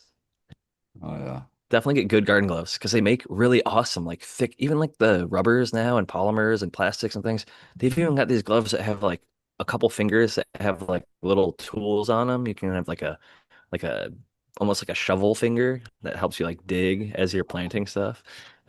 Just kind of molded onto the fingertip, almost like a claw. So there's all sorts of different um, things that can make your life a lot easier when you're working in the garden. Not saying that you need it, obviously, as much plastic reduction or rubber reduction and things like that as possible. I Except for the prefer like a blowtorch. wooden, You do need the blowtorch. Everything else, not so that's much. metal, aluminum, whatever, you can make a torch work with recyclable materials. And even like the gases and things like that are not like super hyper limited, like propanes or things like that are pretty common and Yeah, not horrible for the get environment. propane. You can get that at gas stations almost everywhere. Your torch will forever be on Get you fire. some MAP gas, burn them real hot. I Get that yellow bottle. Tell them you're really not fucking around. like it. I like it. Then you can just days like this, you could do the driveway, right? You could just instead of shoveling, you can just melt it. I saw a hilarious TikTok or something like that. I think my wife sent me something. And it was or maybe it wasn't her, it might have been just a random YouTube video. But there was a guy who's like, all right, y'all, internet, this is how I'm gonna get rid of my driveway snow. He brought a space heater out there and ran it from an extension cord, and it like melted the snow around the space heater. And he's like, I'm gonna move it like a few feet every so often. What the And he's fuck? like, update y'all, someone stole my space heater. Someone's like, So yoink, I'll we take didn't find that. out how that method worked out because he went back out and it was gone. So yeah, maybe don't try that one. Maybe Wow. one Yeah. of those push snow blowers or the good old shovel if you've got a healthy back and heart. That's unfortunately, something that takes many lives every year. My grandfather, that's how he went. He was shoveling his driveway, face down in the snow, heart attack. So it's a lot of work, a lot of Happens hard a work. lot, man. It happens a lot. And It's you so much know, heavier. And the other thing is like the over the shoulder throw, like for the longest time we had no idea that that was like so much worse. Like it's better, there's even like different shovel shapes that like if you keep it below your heart, like there's ways to reduce the amount of strain while you're doing that kind of work that I never thought of. Yeah, well, obviously. we'll say that that's the problem that you're going to run into still. Like in Michigan, I'll tell you, I've shoveled the fucking snow so many goddamn times this year. I'm so sick of it. At the shop, there's these bushes out front of the building by the drive or the driveway where you pull in. And the snow pile from shoveling that fucking driveway and the sidewalk out front is now over the top of the fucking bushes. So it's easily a 5 foot tall snow pile. So yeah, I've still got to fucking throw the fucking snow up high because it doesn't go any lower because it's not getting warm enough. It just Well, keeps and going up. that snow is going to keep coming too. Yeah, we still got some more coming, but we got warmer temperatures. We're gonna bump just a few degrees above freezing here the next couple of days. So I am stoked about that. I feel like sometimes you got to be careful when it gets like above freezing because you get those days where it melts a bit I'm going and then it to, gets no frozen again. offense. I'm no offense, but I'm gonna say fuck you. I take every above freezing day I can fucking take. I don't care Oh, if for it's only sure. one. It's a victory. I'm just saying, like when you get that one or two hot days and then it melts a bunch of the snow, and then that snow turns to water, and then that water turns to ice. It's like, oh shit, I would have rather had the snow than a whole sheet of ice over the entire neighborhood kind of thing. But True that. it's I get a balance for sure. I'll take any of the hot days. I was one of those crazy folks that would put on the shorts when it got to like 40 or something after like many days of like 0 degrees. Like, oh, 40 degrees, it feels like 100 it. Heat after wave. being negative 40. Not me, man. Ever since I lived in San Antonio, I've just been, I don't know if it thinned my blood or whatever it was, but I've never been able. Well, and then I've spent all my time in the grow rooms, which are warm too. So I just don't like the cold whatsoever anymore, that's for sure. Or I'm just getting old. That's part of it too, I'm sure. A little bit of everything, I think. I know that there's like our fat cells literally change color if you're exposed to cold more often. It turns from like white to brown, and brown fat cells can better store heat energy. And so that's an interesting study, like Wim Hof and the Iceman, and the whole breathing can help a lot. But I'm like you, I've moved to California from Ohio, and now going back, it's a lot harder to make it through winters. I can stay for like a week, but usually just a couple days, to be honest. And I prefer to come during the summer because it's more enjoyable, but also I don't want to get stuck there traveling, like fucking flying in the snow. Flights get canceled all the time. I hate that. De-icing planes. It's so I've been annoying. on a plane where they de-iced it. It's so like they're shooting some green sludge all over the freaking Dude, plane I've before so you get yeah, on the I've been on runway. that same shit. And they're they're de-icing the wing. I'm looking out the window, and the window is icing up from the shit they're spraying on on the. I'm like, what the fuck is this? And they're like, all right, we're gonna take off. I'm like, what? What am? So as we're flying through the air, it's getting more and more clear from the fucking wind going past it. But I was just like, God damn, I don't want to look out the window anymore. It's definitely not a very comforting experience if you've ever been on a plane that was just de-iced very recently while you were on it before it takes off. But I think that's the only way they could get it done. And, shout out to them. I'm still alive to this day to tell the tale. So obviously they knew what they were doing more than I do talking shit on this podcast all Yeah, these years later. yeah. But man, definitely disconcerting when you're also right next to the wing, seeing all this stuff being sprayed out of this hose by who knows what the level of care or quality of that person on the Yeah, thankfully like you again said, it's shout out dyed to those green or people. something. It's fucking like it's not any kind of natural thing, that's for sure. Oh heck no, and I think it's probably smart so they can actually see like where did they hit on the plane, like they don't want to miss any spots, so it's Yeah. like It looks coat like that whole thing in antifreeze. green goo. Yeah, it looks like they're spraying like a thick antifreeze on the fucking wing. Probably That not far off of that, to freezes. be honest. That literally froze. Like we were in Metro Detroit and it was so cold. I can't remember, minus whatever. And yeah, it still froze right on the window and they took off anyway and it was fine, I guess. I mean, it got us to Salt Lake City. It's amazing to me that plants can freeze and survive. Sometimes they'll Dude, die, strawberries are a lot of the so times. hardy, man. I cannot believe. We've had strawberries in a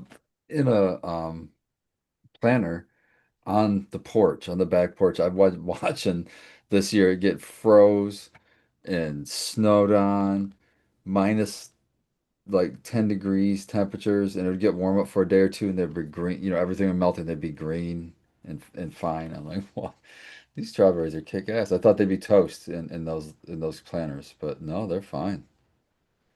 I saw my friends in Florida. It got down to like 28 degrees or whatever, and it was so cold that like it rained the night before and then it froze overnight and the whole strawberry crop froze. Oh shit. But I'm pretty sure, like you're saying, as bad as it looked, they're gonna end up being just fine. So That's a tactic to help if you know a frost is coming. That's kind of a last ditch effort if you don't have time is to just spray everything down with water so it does freeze over it, and that'll create kind of a barrier for the frost when it does come. That's a little old trick that you can use. As you said that, it reminded me of it. So you can kind of make that happen on purpose. As long as you get the whole thing to freeze over, it kind of insulates it from it. maybe that's what they did. I don't know. I just saw the after effect and it literally looked almost like a AI or like cartoon animated plant with like a ice orbs around every leaf, every direction. And Yeah, it's just that's like such cool. a bizarre for Florida, like when I was there not too long ago, and it's like really hot most of the time. And I think there's even like a no freeze line. And I'm wondering if it's below that or not. I imagine maybe not, but who knows? Things change historically. That was a probably a bold claim by whoever made it, and maybe it was just based on historical data or whatever. But yeah, things change. Yeah, I love when you get an ice storm up here. I don't love ice storms, don't get me wrong, but I love seeing the trees covered in ice. That looks so sweet. Um, up here in They're Michigan. resilient too. I mean, they take that shit every year like nobody's business. Like they just you can even see based on the thickness of the ring how bad the winter was. Like if it was more mild, the thickness that year will be like a thicker ring. And if it was really, really harsh, then that ring is going to be pretty much like non-existent, just like the tiniest little, really tight ring. So it's and the weight, like I've heard and seen like every year, there's usually deaths from icicles, fucking icicles falling on people. Not only are they sharp, but they can get to be like thousands of pounds. Like I've seen larger than myself icicles I hanging can off the see. side of buildings. I would wager that those numbers increase now because nobody's paying fucking attention where they're going. They're fucking walking, looking at their phones. These icicles are fucking coming down and impaling them because they're not putting their head on swivel. I'm admittedly a little bit guilty. There's this walking trail that I have walked for years and years, and there's these yuccas that just bloomed like for the first time this year. And I'll be looking down at my phone, and it's just like a little concrete, little like it's like a dog park area. And right at the very like three-quarters way in, you like come underneath a tree and then like around a corner. And a couple times I've been looking down at my phone and like walked into the flowering, like I think it's a yucca, but it's like one of those little plants that like blooms up with one of those real long type of arms. And now it's got bees on it. So I got to be real fucking careful because that thing is covered in bees and you don't want to go head on into that not paying attention. So always good to have your head on a swivel. I've heard phones referred to as the attentional vacuum or attention vacuum, and it's a very accurate way of describing a lot of people get glued to it, and it's in public. I've seen people walk into traffic looking at their phones Jesus. with oncoming cars. Yeah. Like they didn't get hit, thankfully, but it's like not crazy to expect that in 2026. No, everybody's plugged in, man. And yeah, if they're not like looking at their phone, they've got a headset, talk like having a conversation. You think they're talking to you, but no, they're talking to somebody on the phone on their headset.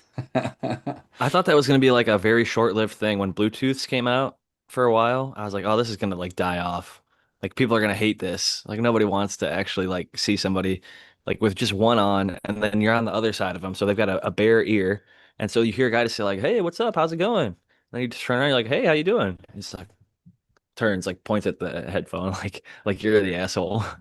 And I was at the gym the other day and there was this guy who's like a contractor for like plumbing or something, but he was like had headphones on like this, but they have a microphone in them or whatever. And he was like talking about nipples, but he was saying it really loudly. He was talking about like nipples of like a flow for like the plumbing, like it's like a fucking technical term. I'm sure all the contractors out there, yeah, nipples, whatever.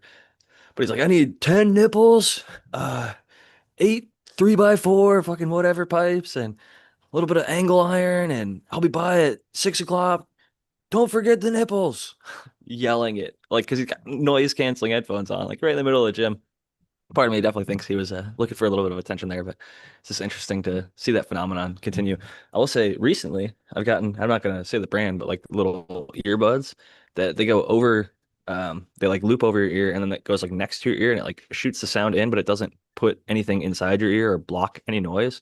So you can hear it, but you can also hear like if there's a car coming, if somebody yells or talks to you. And I've been enjoying those. So shout out to whatever brand I'm not going to name for making some cool headphones. And there's probably lots of I when I was a kid, they used to call it like conductive technology or like I think it was called the Jawbone. It was one of those first like Bluetooth. It didn't put the Phone conducting, yeah. microphone in your ear. It was yeah, it was bone conducting through your jawbone or They whatever. still make those. They're And good. that was like one of the coolest, hottest. I've got a pair over here somewhere. Yeah, I think it's I Yeah. think that's the thing now. Or like near wave convection. They had all sorts of different technologies and naming, and a lot of it's probably marketing. But the fact that I can have, I never loved like I'm wearing over the ear right now with some nice cushy pads. I've never loved the idea of like the AirPods or even similar device like that stick into your ear. Like they get like wax and stuff on them, and it's just like it blocks out all the sound, and that's a good thing for the noise cancellation.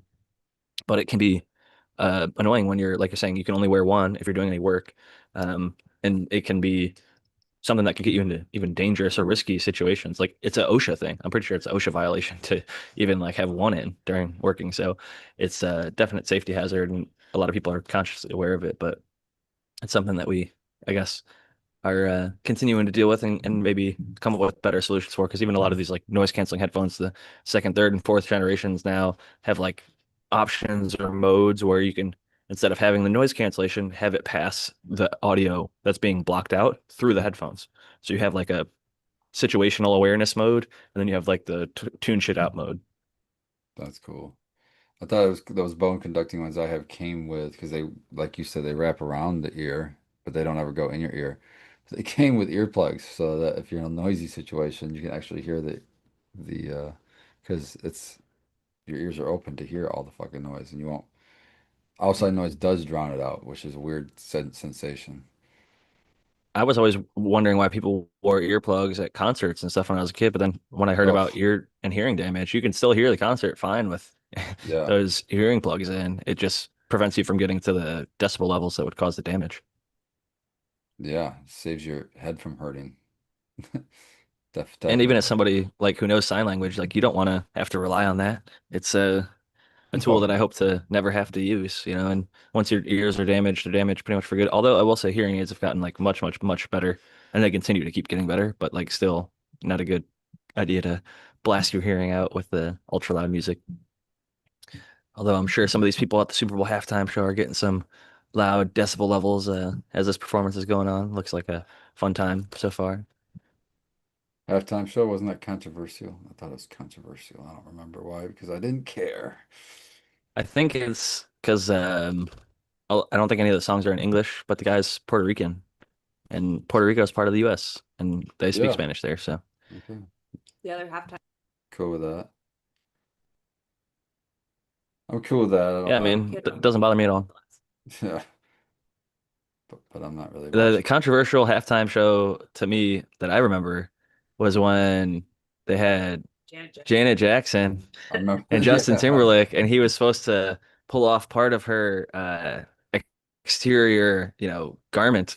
and he However, it did, pulled off the full thing, and I think her nipple was revealed live on television for all of us to see and that's back in the why the day. that's why we don't have live television anymore, boys and girls. We have five The tape second, ten tape second delay. delays. Yeah, Richard Pryor is the reason that actually started way back in like the 70s or 80s, Richard like Pryor. early Saturday Night Live, because he was swearing so much they had to do a tape delay because they couldn't get away with him not swearing like impromptu. He just had such a foul mouth that, and it doesn't surprise me or mostly anybody who knows about Richard Pryor, but yeah, it's a long history and it's just so funny. Part of me almost feels like there's a conspiracy, like maybe they wanted that to happen, make more people talk about it, because I don't know. But anyway, yeah, I'm sure that ultimately she was not happy with it, and it perhaps could have just been truly an accident. But it seems like anything at this scale, with the millions and millions of dollars and all the prep time and rehearsal shows and sound checks, like the fact that that happened on the actual show, it just seemed a little unlikely. But shit happens. That's Well, let when me you do it ask you, live, anything can happen. would it have been as controversial if she'd have ripped his shirt and his nipple was exposed? No. That's double No, standard, isn't it? I think that's hashtag free the bullshit. nipple. That's right. Spartans on the Free the Nipple campaign. Make it appropriate for everybody to have their titties out. Man, woman, who cares? Inclusive. I think that's a popular viewpoint, honestly. I've always appreciated when I see the protesters for the Free the Nipple running around with. I don't see they get a lot of I don't think they get a lot of pushback. Maybe they do. I haven't seen it. There's only like one place I've ever been that was pretty anti that, and it was like a Christian college. They got mad at ladies for wearing even sports bras. I was there for a track meet, and our team would like jog around to warm up, and they're like, "You got to put a shirt on. It's our policy," kind of shit. You can't wear a sports bra around here. So So as a smart ass young man, I would be wearing a sports bra as I jogged around then and see if they told me to put a shirt on. I like to, if a rule is unjust, it's nice for people to be able to push those boundaries. And Yeah, I think it's, you know, things change, It used to be uh, revealing to show your shin or your ankle, right? And then right. it got higher and Yeah. higher and higher. So it's just back in the day, like my dad, when he was playing basketball, men wore like Daisy Duke style short shorts and like Converse All-Star. Yeah, we've went the Yeah, other way when it comes to the men's fashion, that's for sure. And I appreciate it. Good job, man. Good yeah, job. cover it up. You don't need to see Let's my not. hairy knee. Yeah, let's. Although they're starting to creep back up again, some of these things, but I saw, yeah, it's Daisy Dukes on Men was a thing yeah, apparently a couple years ago during like the summer concert season. I never got back on that bandwagon or was really ever on that bandwagon, but I was shout out gonna to say I everybody don't and think all their risky I fashion completely takes. missed that bandwagon, unfortunately, I guess. Maybe fortunately for Maybe all of fortunately. us. I think fortunately for all of us, yes. I'm glad that neither of us got onto that bandwagon, but shout out to all those who did and all the different interesting All you fashion brave or even souls. hairstyles. Yeah. Like probably I'll pick on Tao because he's not here. I think Tao might have tried the Daisy Dukes, maybe. He might have been able to rock them. Lady Greenstock says I used to wear short shorts. I'm just saying that I didn't wear denim short shorts. So I still have some short shorts, but Those are just for her though, right? Those are just to make sure that she it's stays around. mostly just it's hot and where I work and you don't have that tan line that goes to the knee and then some Man, ghosty pasty white thigh you because kidding, man. I get color on the Worked at a lower commercial leg. bakery. We were required to wear like these uniforms, which were long, like canvas almost Coveralls. pants, and sh you got to have a t-shirt, but it was fucking hot in there. So don't tell me how it's hot. So I had to wear shorty shorts. That's why. I had all these years of wearing sweats, and I still do, to be honest. Like I wear sweats until I literally can't, just to avoid injury, I'm a like big to keep fan of my sweats. muscles warm, keep I know. myself warm. Yeah, it's just comfortable too. I'm a big fan of sweats and a big fan of jeans. I wear denim pretty rarely, I will say. I wore Really? some out on a lovely date with Lady Greenstock last night, but for the most part, I'm a sweats guy because my occupation is in sort of an athletic environment where I have to be doing physical stuff. And although some denim nowadays is a lot stretchier and can move and breathe, Yeah. I still find sweats Well, see, obviously kind of as the go-to. I run a warehouse, so I need the durability of the denim. Otherwise, my sweatpants would last less than a week probably, getting the That's holes true. to fit in them. Denim So is so much more durable. It's crazy. yeah, Like almost even the cheapest, shittiest pairs of jeans will last several years through abuse that would rip a polyester or cotton sweatpant and a single bump into a metal, yeah, you catch one edge nail of on a a pallet or table. something, you're done. That's stuck in a hole. Yep. Jeans can fucking shrug that off sometimes. And they can be repaired a lot of the time. You can just patch them or leave it ripped and say it's part of the style. It's people pay for ripped jeans, so I wonder if Most there's of an my equivalent of goddamn that. mind. If there's an equivalent of that in like the grow industry, like is there people buying like stuff to make them look more seasoned as a grower? I don't know. Would it be buying up a plant in its teens instead of a clone be the equivalent Yeah, of that, starting maybe? it off with like look what I just Look started growing cannabis. Look how good I'm doing. And it's like the plant started like that. it's week three of flower. They just hand it to you. Here, just finish this out. Chef Anna with the pot style. He showed up to Walmart and bought a plant off a guy about to be harvested. Honestly, I thought that would be a bigger piece of the industry than what I see it being so far is just nurseries, especially in plant count states. If you had I guess you have to really, really, really, really trust the nursery, but if you could guarantee getting so many cuts all the time, not even cuts, plants ready to flower, like getting ready to switch over, then your flower room you could turn, your veg room you could turn into a flower room. And you could flower out that many more plants every year and let them basically be your flower room offsite.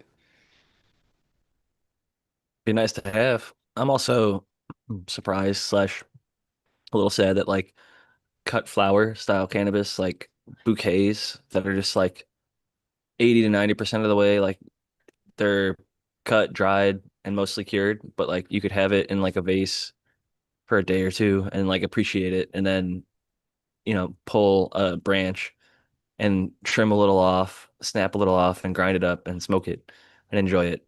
Like more like the actual plant looks than like a overly processed, trimmed into a tiny little, marble type nug that a lot of people end up with. Because I feel like the closer we can present them with what the live plant actually looks like, the more curiosity of, hey, maybe I should try growing this. It's just a plant. It's not like a finished processed product. It's like a lot of people said for them it was the seed. Oh, I got a seed in a bag, and I was like, fuck it, I'm gonna try and grow this, even if they just had the solo cup and like didn't have any real plans. It's so It exciting made though, them isn't think like, I can grow this, I can do it. It's it? just a plant, it's just a seed. I can do it. Where a lot, like it can seem stupid to say this, but like there's a lot of disconnect for a lot of users out there. It's a product Yeah. to them. It's a finished product. Like they don't think about the cow when they're eating the steak. And there's a purpose to that. We like to separate the people from the process. They don't want to have to, get their hands bloody to enjoy a meal. And there's professionals who can do it more cleanly, more efficiently, at a larger scale, et cetera, and make the costs make more sense. But at the same time, I don't think our industry has a lot of like blood to hide, so to speak. It's not like a gross process, it's a fun process. It's a Right. beautiful process, it's an enjoyable process. So we should invite people into the making of this sausage because it's actually a fucking Come, really clean. come make sausage with us. Yeah. It's like and just every way that we can kind of push to normalize it more and more, like giving people a whole stalk of a plant versus dried cured bag, or Valentine's Day's coming up. You can be that bud bouquet couple this year if you have a flowering plant. Try and make that Or, happen. or if you're always a grower, and if you're a grower like myself and have a lot of seeds always on hand, not on hand, but have them at your disposal, and you know you're not going to grow them, start spreading them around and get people growing. My best example is there's during the holiday season, UPS hires seasonal workers. So the holiday season, you're in December, I started getting this, all different UPS guys because it's the holidays. And I started getting this one guy fairly regularly. And we got talking and finally started talking and started talking about cannabis. And he said something about wanting to grow. And I said, he goes, well, I don't know where I would get away with a plant. I said, I can get you a plant. I can get you seeds. What do you need? What do you need? We'll get you growing. That's not an excuse. And so I offered him some seeds, and I gave him my number. So he said he's gonna wait till springtime or whatever when he's ready to start growing. He's gonna hit me up to get some seeds. So I think He that's the came to the best right way to get house. people growing. Yeah, just like don't let them have an excuse not to. Like, what? You don't have seeds? Bam, here's a seed. Now what? What's your next excuse? You don't have a light? I can dig up an old light, I'm sure. I'll get you going.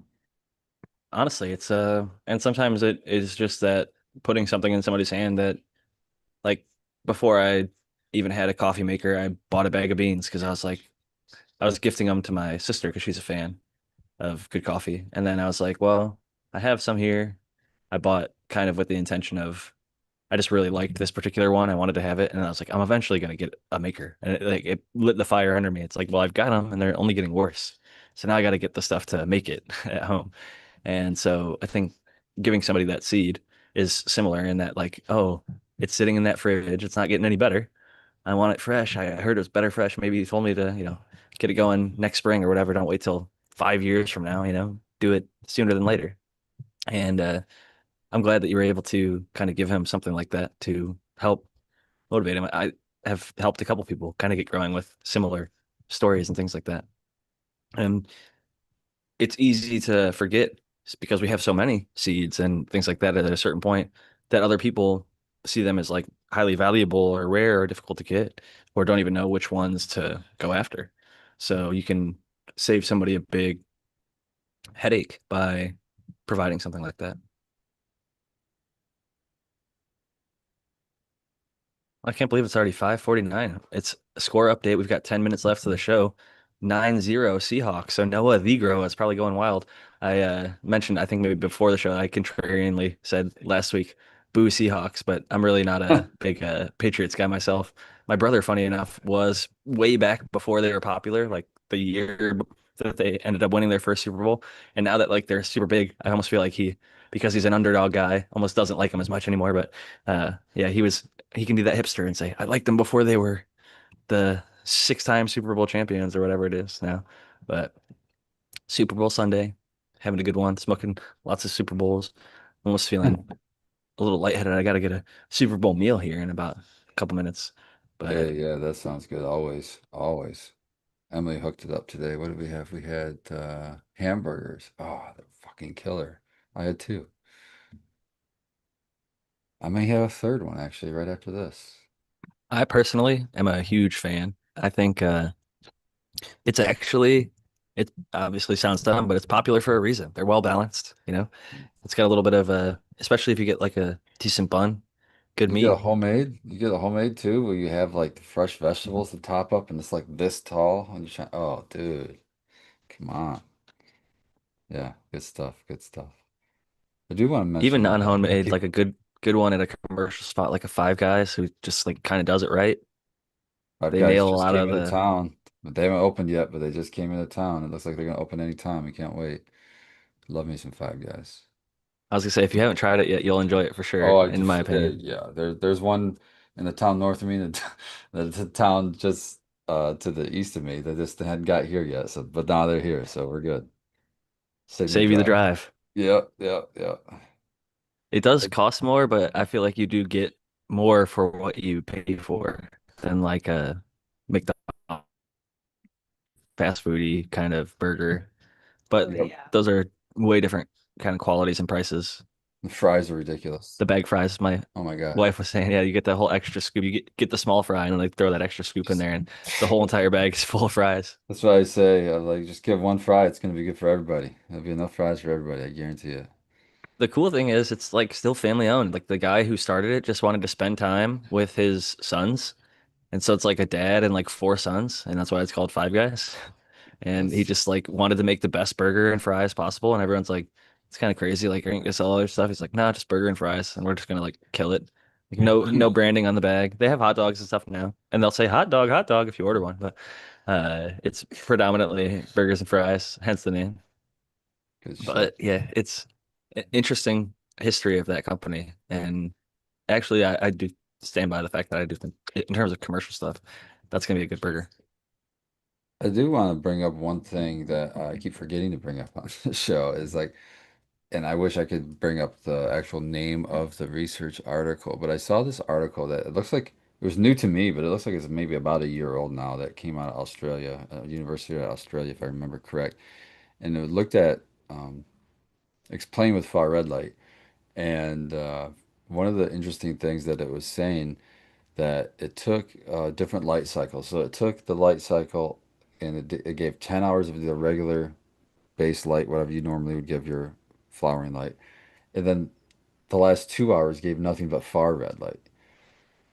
And ended up with the Northern Light cultivar to not lose weight, any flowering weight, even though there was less PPFD, less electrical draw with that far red only treatment.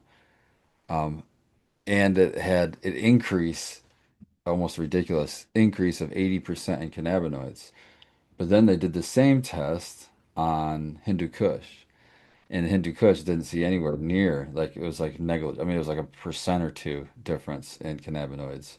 So it's another one of those highlights, another one of those, oh, it depends on it's cultivar dependent, you know what I mean? Cultivar dependent, but still very interesting to I would see also like to see if it replicates like in somebody else's garden, with like that with if the same cultivar.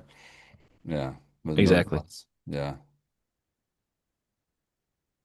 Yeah, that would be, yeah. Anyways, I thought that was very interesting to be able to just save power. Honestly, it's another way to save power. If you could get away with running, cover the last couple hours with far red instead of everything, and still It get makes sense to me with good the like results with Emerson that. effect and even like the putting them to sleep faster kind of thing with the far reds after light Hmm. cycle, that we could get away with running less electricity and still having similar to or Oh, because just the generally Emerson good result. effect is, yeah, that does make sense because the Emerson effect would increase the photosynthesis during the day when it's on, but then maybe any negative effects would be counteracted by that Emerson effect. It's gonna be interesting all the different experiments that are run with different light spectrums and seeing how much of what ends up like right now we think certain, full white, like warm or cool or whatever, there's benefits in trade-offs to each one, but we feel like we have a pretty sound understanding. But like in 10, 20, 30 years, we're probably gonna look back and treat our LEDs of today how we look at blurples. Like, oh man, I can't believe we for a while we're just using white LED or didn't have UV in there, as much as like Tao and others beat the drum for it. We couldn't find a way to implement it properly, effectively. And maybe we'll find that there's more benefit than we even realize. Yeah, if you're interested in far red, I'd really look at the guys out in Fav. Shout out to those guys. The Faven guys. I met Tim out there too at a couple of those conferences, but they bought their own little grow. I think it's in California. I can't remember exactly where it is, but and they're doing all these different trials with their under canopy lightings, but with far reds. And one of the tests that they had done early on is far reds at the beginning of the cycle, because I hear that still popping up every once in a while. People ask me about wanting to do far reds at the beginning too. And there's no evidence that that helps. And they not only did they find it didn't help it, they found out that it like those plants were like suffered because of it. Negatively Yeah, impacted. yeah. So definitely don't do the whole far red before the flower cycle. Yeah, I think it'll be interesting to see if even that stands up, like how many trials were run, how many plants was it run on? Like I think um it's easy for me to read a headline and then think like maybe this is how I should implement an SOP into my garden.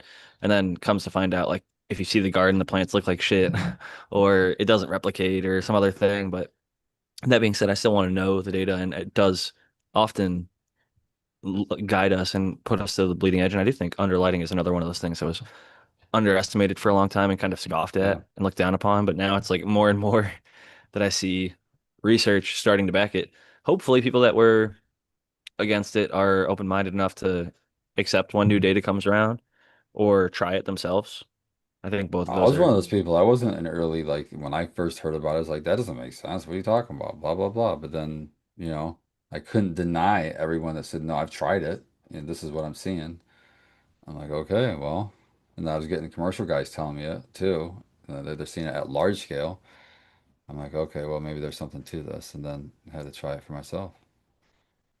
I always think it's worth giving it a shot as long as it doesn't cost you too greatly and it's not going to completely like ruin the grow or anything.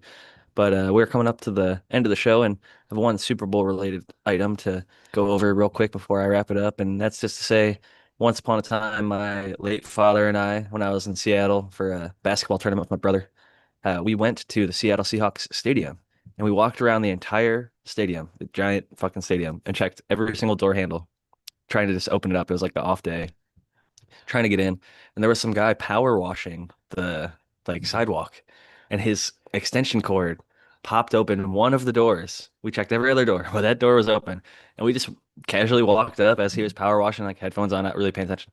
Popped that door open, walked in, and just walked around the stadium, acted like we knew what we were doing, walked all the way down to the field. They were like painting the letters in the end zone. So we did what he called breaking the gate. This is long past statute of limitations, probably trespassing. But rest in peace to my dad. It was a great time and a great memory. Just looking at the Seahawks jerseys brings back that fond memory. I'm not a Seahawks hater, despite what I said at the end of the show last week. I think they have cool uniforms, and I do think, as much as sports, there's a lot of things that we could say negative about any sort of entertainment. I have enjoyed the NFL and football and sports in general for most of my life, and that story in particular kind of stands out and shines. I remember buying a jersey for my oldest brother, and him very highly treasuring it, not just the cool colors, but he was a big fan of one of the players, and lots of positive times. Just a great trip when I was in Seattle. So shout out to those Seahawks fans. They're up 9-0 still. It looks like we're third quarter with like 9 minutes left. And that'll be my final thoughts and shout outs for the week. And I'll pass it over to Spartan Grown for his final thoughts and shout outs before we wrap it up. Oh, I'm just going to agree with you there. Go Seahawks. And it sounds like they're already going pretty good. They don't need my cheers, but hey, I'm happy about it. And much love to everybody out there watching or listening along. Other than that, keep growing. Good stuff. And y'all know where to find me at jackgreenstock, 50strands.com. If you want a copy of the book, still got a couple left. And growers love everybody. Hope you enjoyed this Sunday, and we'll catch you all next week. Cheers.